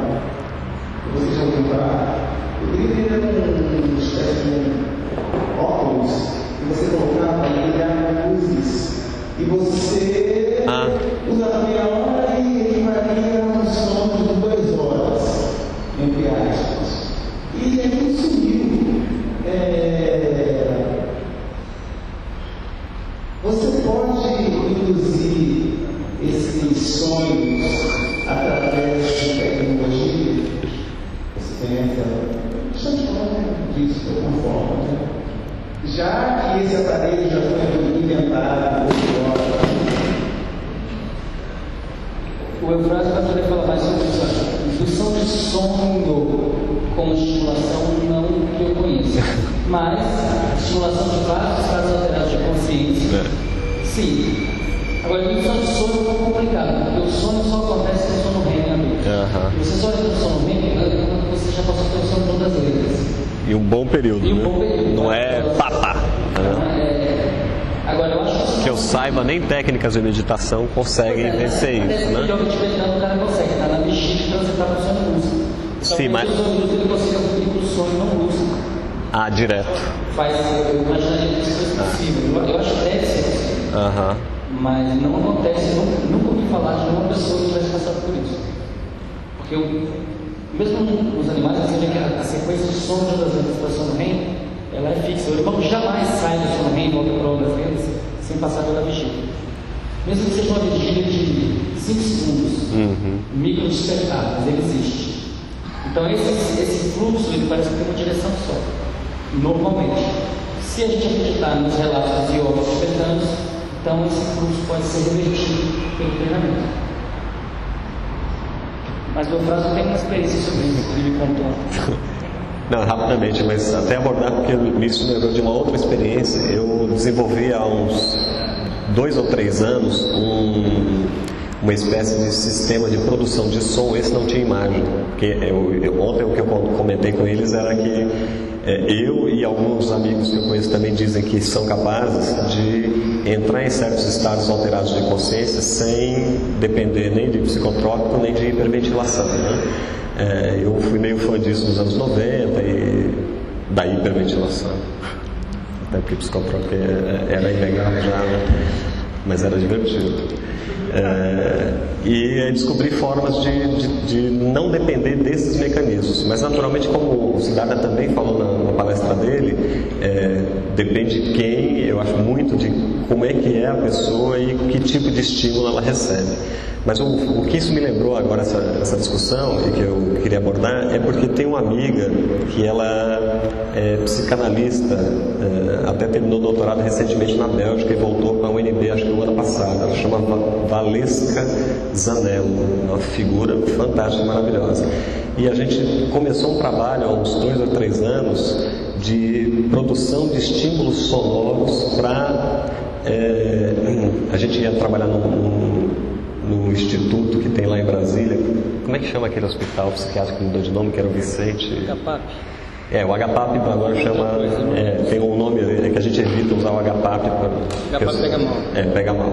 Mas enfim, ela trabalha com um grupo de mulheres lá e a gente começou uma parceria justamente para usar determinados estímulos sonoros para alterar os estados de consciência, só que da loucura para estados conscientes e controlados, né? É o contrário do que exatamente com o estímulo terapêutico. Então, e ela trouxe essa demanda para mim em função de algumas coisas que ela viu na Europa, na Bélgica. Então, eu sugeriria que você fosse para o Google investigar, porque acho que tem coisas nesse sentido, né? De lá do louco para o supostamente normal. É bem interessante. Qual que é essa diferença entre o que você coloca no sonho do adulto, que é um sono REM, e o sono da criança, não necessariamente? Não necessariamente. Tem a neurologia, tem alguma explicação já para isso? Porque eu estou pensando nessa explicação do Freud, né? Que o Freud vai até, uma das coisas que explicar a questão do desejo, ele vai para a criança, né? Vai pegar o sonho da criança para falar sobre o desejo. O sonho da criança é um desejo explícito, né? A questão é que o adulto tem um recalque. Tem alguma fonte disso, ou mesmo sem fonte, alguma compreensão de por que no adulto fica restrito e na criança é aberto? Pergunta muito boa, mas acho que não tem uma resposta. Uma resposta não. Quer dizer, é uma observação pelo trabalho do Foucault, nos anos 60 e 70, ele fez um jornal muito longo, com crianças que viraram adolescentes, então ele tem registro de sonhos das mesmas crianças ao longo de 12 a 15 anos. E elas vinham ao consultório regularmente fazer testes psicológicos, então ele fez um perfil psicológico das crianças à medida que elas iam saindo de 3, 4 anos de idade até 12, 13, 14, 15. E ele verificou isso, que nos adultos, 99% das vezes que você está em sono REM, se você for despertado, você vai dar para sono. E 99% das vezes que você está em sono das lendas, sem ser despertado, não vai relatar sonho, vai relatar pensamentos, mas não imagens, nada parecido com um filme. Uma coisa parecida com preocupações, um pensamento focado, inclusive nas coisas que você tem que fazer. Não tem roteiro. Uma coisa não tem mais história. prosaica, entendeu? Somos todas as vezes como adulto, uma coisa mais prosaica. Agora, nas crianças, eles viram que não tinha predição possível. Quer dizer, acordava a criança no sono REM, e aí? Não, nada. Acordava no sono das lendas, não, estava voando. Então, sugere que na maturação do sistema nervoso, alguma coisa que causa essa separação não está ainda encaixada. Mas o que é isso? A gente não sabe. Está ligando isso com a teoria psicanalítica. Para fazer o que o adulto tem que a criança não tem. Recalma. Eu estou pensando, é uma boa hipótese. Algum tipo de processo do sistema nervoso dinâmica melhor, entendeu? Você compartilhar aquela fumacinha, todo mundo deitado você pode encontrar e fazer uma prática. Delícia.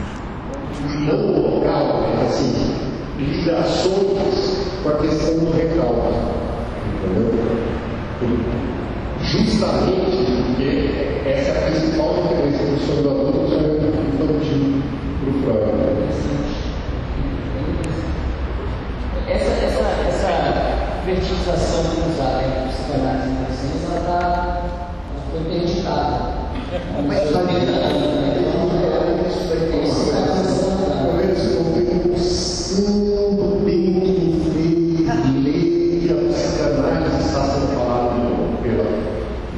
Porque a psicanálise, assim, a técnica e os colegas, é uma coisa que fica nossa, eu sou um zumbi, entendeu? Eu sou um morto-vivo, né? Então, e aquela história, se você não é reconhecido pelos outros como alguém que pode ser alguma coisa, você vai para o psiquiátrico, né? Você estava quase me internando, né? Então, está tendo mesmo essa revisão. O Candel, para mim, é um cara super importante. Deu uma entrevista na Folha semana passada, onde ele fala muito bem da psicanálise. Quer dizer, fala muito bem assim, de uma maneira um pouco condescendente, tipo assim, a neurociência vai salvar a psicanálise. Mas de qualquer maneira, bem diferente de todos os caras que eles falavam que psicanálise era coisa de charlatão. Mas ele era psicanalista. Ele teve uma origem psicanalística, depois ele fez estudar moluscos. E ele tem Outros. uma visão que, na minha opinião, ainda é um pouco condescendente. Ele não está vendo que a psicanálise tem muita coisa para oferecer para a neurociência enquanto teoria, enquanto fenomenologia. Mas, de qualquer maneira, a quilômetros de distância está a postura que vigiu nos últimos 50 anos, que é basicamente a ciência da metafísica. Ele fala em si, o Candel não fala tudo direito. Eu acho, pelo que eu entendi aqui na faculdade, ele fala de volta atrás, e ele morde a sopa. Ele mesmo tem uma ambiguidade. É que falar bem da psicanálise da ciência ainda é perigoso. Mas está deixando de ser. Dada até que idade acontece essa diferença aí?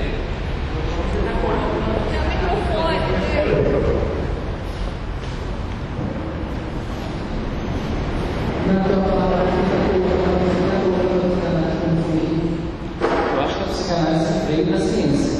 Tem vários anos da psicanálise. Certamente ela não tem um método científico, empírico, conservativo, sistemático, outra coisa. Mas a contribuição freudiana não tem nada daquele livro de Freud que não pareça ser parte da ciência. De alguma maneira aquilo é ciência. Eu acho que Freud não cientista foi até morrer. Tudo que eu escrevi dele até velho, ele escrevia como um cientista, muito lógico, muito racional, fazia sempre apenas um salto lógico, nada de ficar inventando categorias.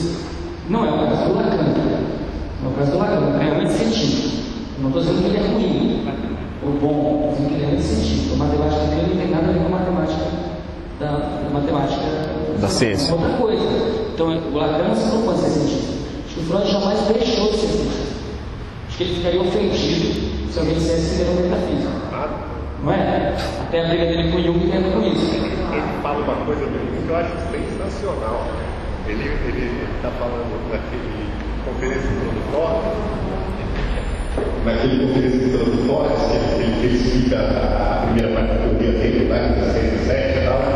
Ele fala, ele uma hora vai falar de complexo. Deixa eu fazer um comentário. Ele fala, bom, então o complexo fala uma série de associações, de pensamentos, e esse conceito, quem trouxe a nós foi o Jung. Jung, no tempo que era psicanalista, não suposto místico. Então, assim, ele estava o meu comentário sobre isso, deixa rodando. Qual é o conceito de ciência que a gente está usando? Quando eu falei de estar muito feliz de estar aqui, é justamente porque eu sinto que nós não estamos mais. Porque ciência, se você for até olhar no lato sensu, né, eu tenho ciência de que esse data é um conhecimento. Você percebe que até o consciência, sem ciência, né, onde a gente põe o corpo, quer dizer, ciência virou uma coisa meio monstruosa no finalzinho, meados do século XVIII até final do século XIX, ela começou super bem e virou um monstro, né? Por isso que eu também gosto de resgatar muito Descartes, porque se a gente for olhar na história, e eu sinto que a gente tem uma formação péssima em história no Brasil em geral, né? A gente acaba não dando um valor para uma coisa que nos encurtaria milhões de quilômetros na criatividade que o brasileiro acho que apresenta como diferencial. Em todo lugar que eu vou, eu percebo isso, né? Que as pessoas têm uma sede de beber na nossa fonte brasileira, e acho que Siddhartha também teve nos Estados Unidos um tempo, pode dar relatos dessa natureza.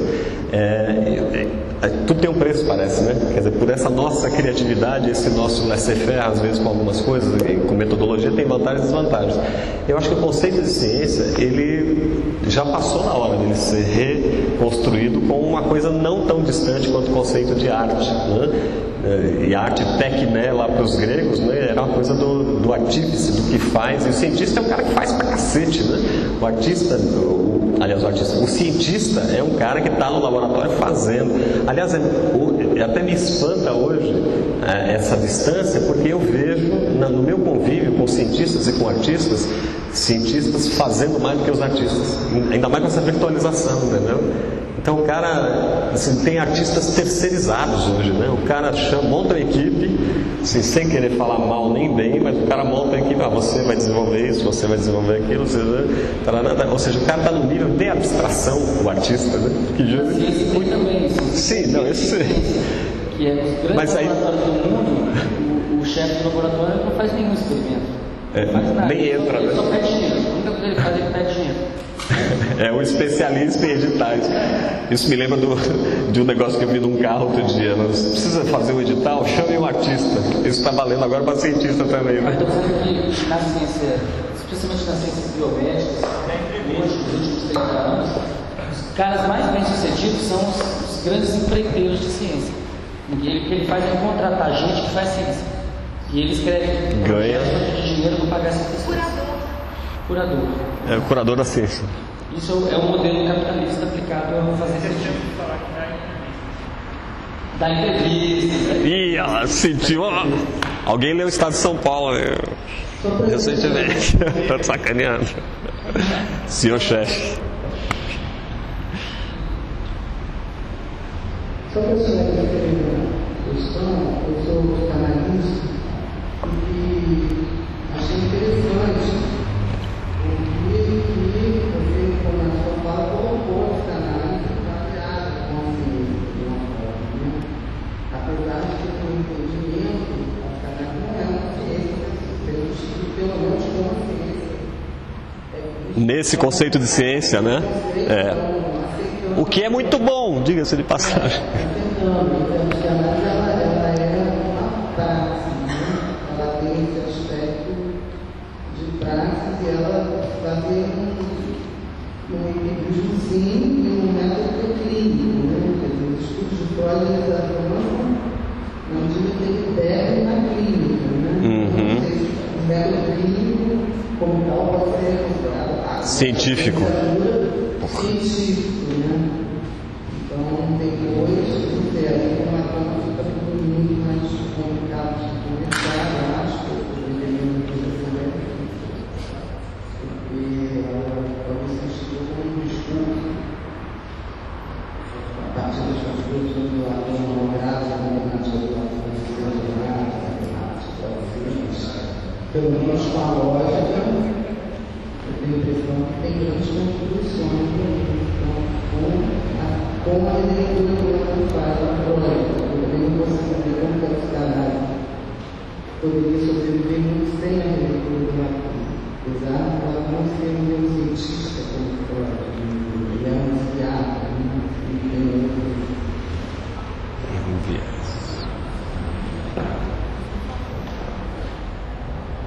Então, mudando um pouco desse foco, eu estava pensando na percepção do sonoro, na percepção do visual. Rapidamente, o visual é uma do sonoro. Então, cada nota de violão é uma profusão de imagens muito maravilhosa. Eu fiquei pensando se, na sua pesquisa, esse impulso da imagem que é dado para a pessoa... Se fosse o som. O que aconteceria se o impulso fosse sonoro? Você já tem pesquisa nessa relação aí na neurociência? Mas vamos fazer em breve. Essas substâncias serotonérgicas que ativam receptores de serotonina são substâncias que são conhecidas por promover sinestesia. Então, Uma pessoa que nunca experimentou sinestesia, se quiser experimentar, é só tomar. Toma 200 microgramas de LSD e vai experimentar. Mas isso é uma das coisas, e entre várias, que deve ter, a gente não sabe direito os detalhes, mas deve ter na sua raiz o aumento da associatividade. Quer dizer, quando eu falo para você a palavra rosa, o que vem à sua mente? É uma cor? É uma pessoa? Uma flor? É uma flor? Um compositor? Pode ser qualquer uma dessas coisas, pode ser todas essas coisas, pode ser séria. E o que essas substâncias serotonínicas fazem é abrir as portas da percepção, quer dizer, tornar essas associações muito mais fáceis, tão fáceis que você sai de uma modalidade e entra na outra.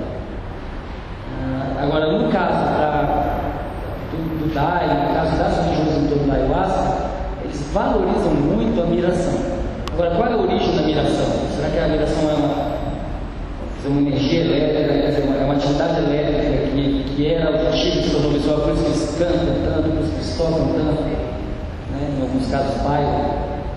Eu acho que sim. Bem razoável. E no peiote era o impulso, eu nunca experimentei não, mas já ouvi dizer também que no peiote o impulso acústico era prioritário, no México, exatamente, que nem se usava muito a questão da imagem, que geralmente era uma fogueira. Não sei se é a resposta, mas o Pierre Levy, no livro dele, ele comenta que, antigamente se ouvia muito mais do que via, né? Inclusive, parece que ele dá o exemplo da Joana d'Arc, que ela escutava a voz, ela não tinha visões. De repente, a gente está no mundo hoje que também é muito mais visual, né, e que, com mais facilidade, a gente entra nessa não de miragem. Miração. De admiração. Completando, eu estava pensando aqui sobre esquizofrenia. Eu trabalhei por 10 anos diariamente com o pessoal assim, sobre esse assunto. E uma coisa que eu ouvi numa palestra assim, que me chamou a atenção e tem a ver com o trabalho que eu estudo faz 8 anos eu analiso DCD. As pessoas com esquizofrenia parece que tem uma ligação talvez de algum tempo próximo para pensar, falar sobre criatividade, que é um outro tema fascinante. Essa criação, a miração e a criação artística, a hora que você cria esses sons ligados ao seu arquiteto, a hora que você tem essa ideia, a hora que você faz isso, você vai trazer. O que eu percebo na clínica é que essas pessoas, elas ficam protegidas de alguma forma das vozes e das visões, e elas começam a conseguir lidar. Freud falou de economia psíquica para isso, né? Mas eu estava pensando que isso é muito caro, que eles dão umas palestras lá na Universidade da Califórnia, não sei se vocês já viram tudo na internet, eles convidam muito. É meio de divulgação científica, mas eu estava pensando, eles fizeram um vídeo desses de a mesma pessoa criando e tendo, não sei como eles conseguiram pôr um susto, qual é o desenho, e é muito parecido. A diferença é que no caso é produtivo, focado, e no outro caso não. No outro caso é uma coisa que a pessoa está passivamente sofrendo. Quer dizer, o processo cerebral deve ser na essência mesmo, que é de hiperassociatividade. Para você ter uma ideia nova, ou veio o espírito e plantou, ou você reestruturou memórias que você já tinha. Ter uma ideia nova, de uma visão não mística, ela só pode vir das ideias velhas. Só pode ter uma ideia nova, seja um pedaço de uma ideia velha, com mais outro pedaço de uma ideia velha, isso junto é novo. Né? E a pessoa que está assustada, ela está produzindo ideia nova o tempo todo, só que ela não é produtiva, não é focada, é intrusiva. Problema.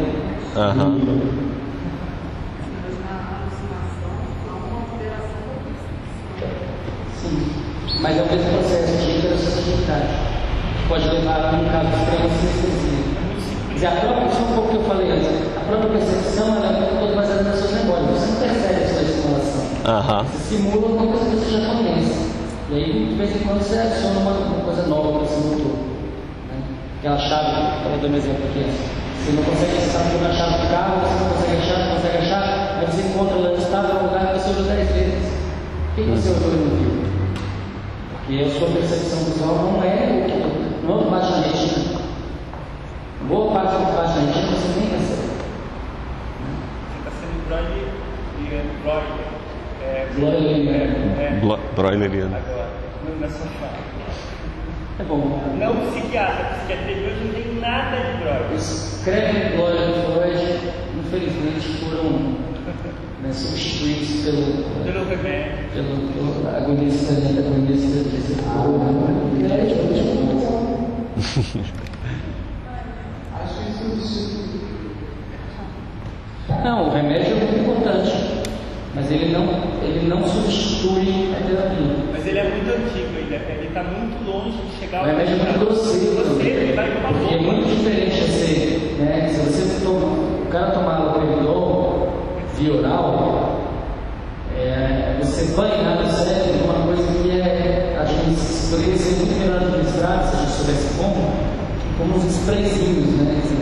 Os terminais nervosos são uma coisa muito delicada, e a gente pega enche o tanque de sucesso aí. Quer dizer, claro que é importante. Claro que é importante. O cara está agitadíssimo, está usando transtornos sociais. Aí você vai lá e dá um 50 milhões para ele, você tem sua função. Mas isso não é uma substituição, né, de outras maneiras mais finas, mais delicadas de se tratar o fenômeno. Eu vou muito para tratar o pensamento. Você vai. Na verdade, você trata mais do problema social. O cara para de incomodar os outros. Mas ele continua incomodadíssimo, né? De outro jeito. Talvez pior. Sofrendo, talvez pior. Queridos, eu vou ter que dar a oportunidade.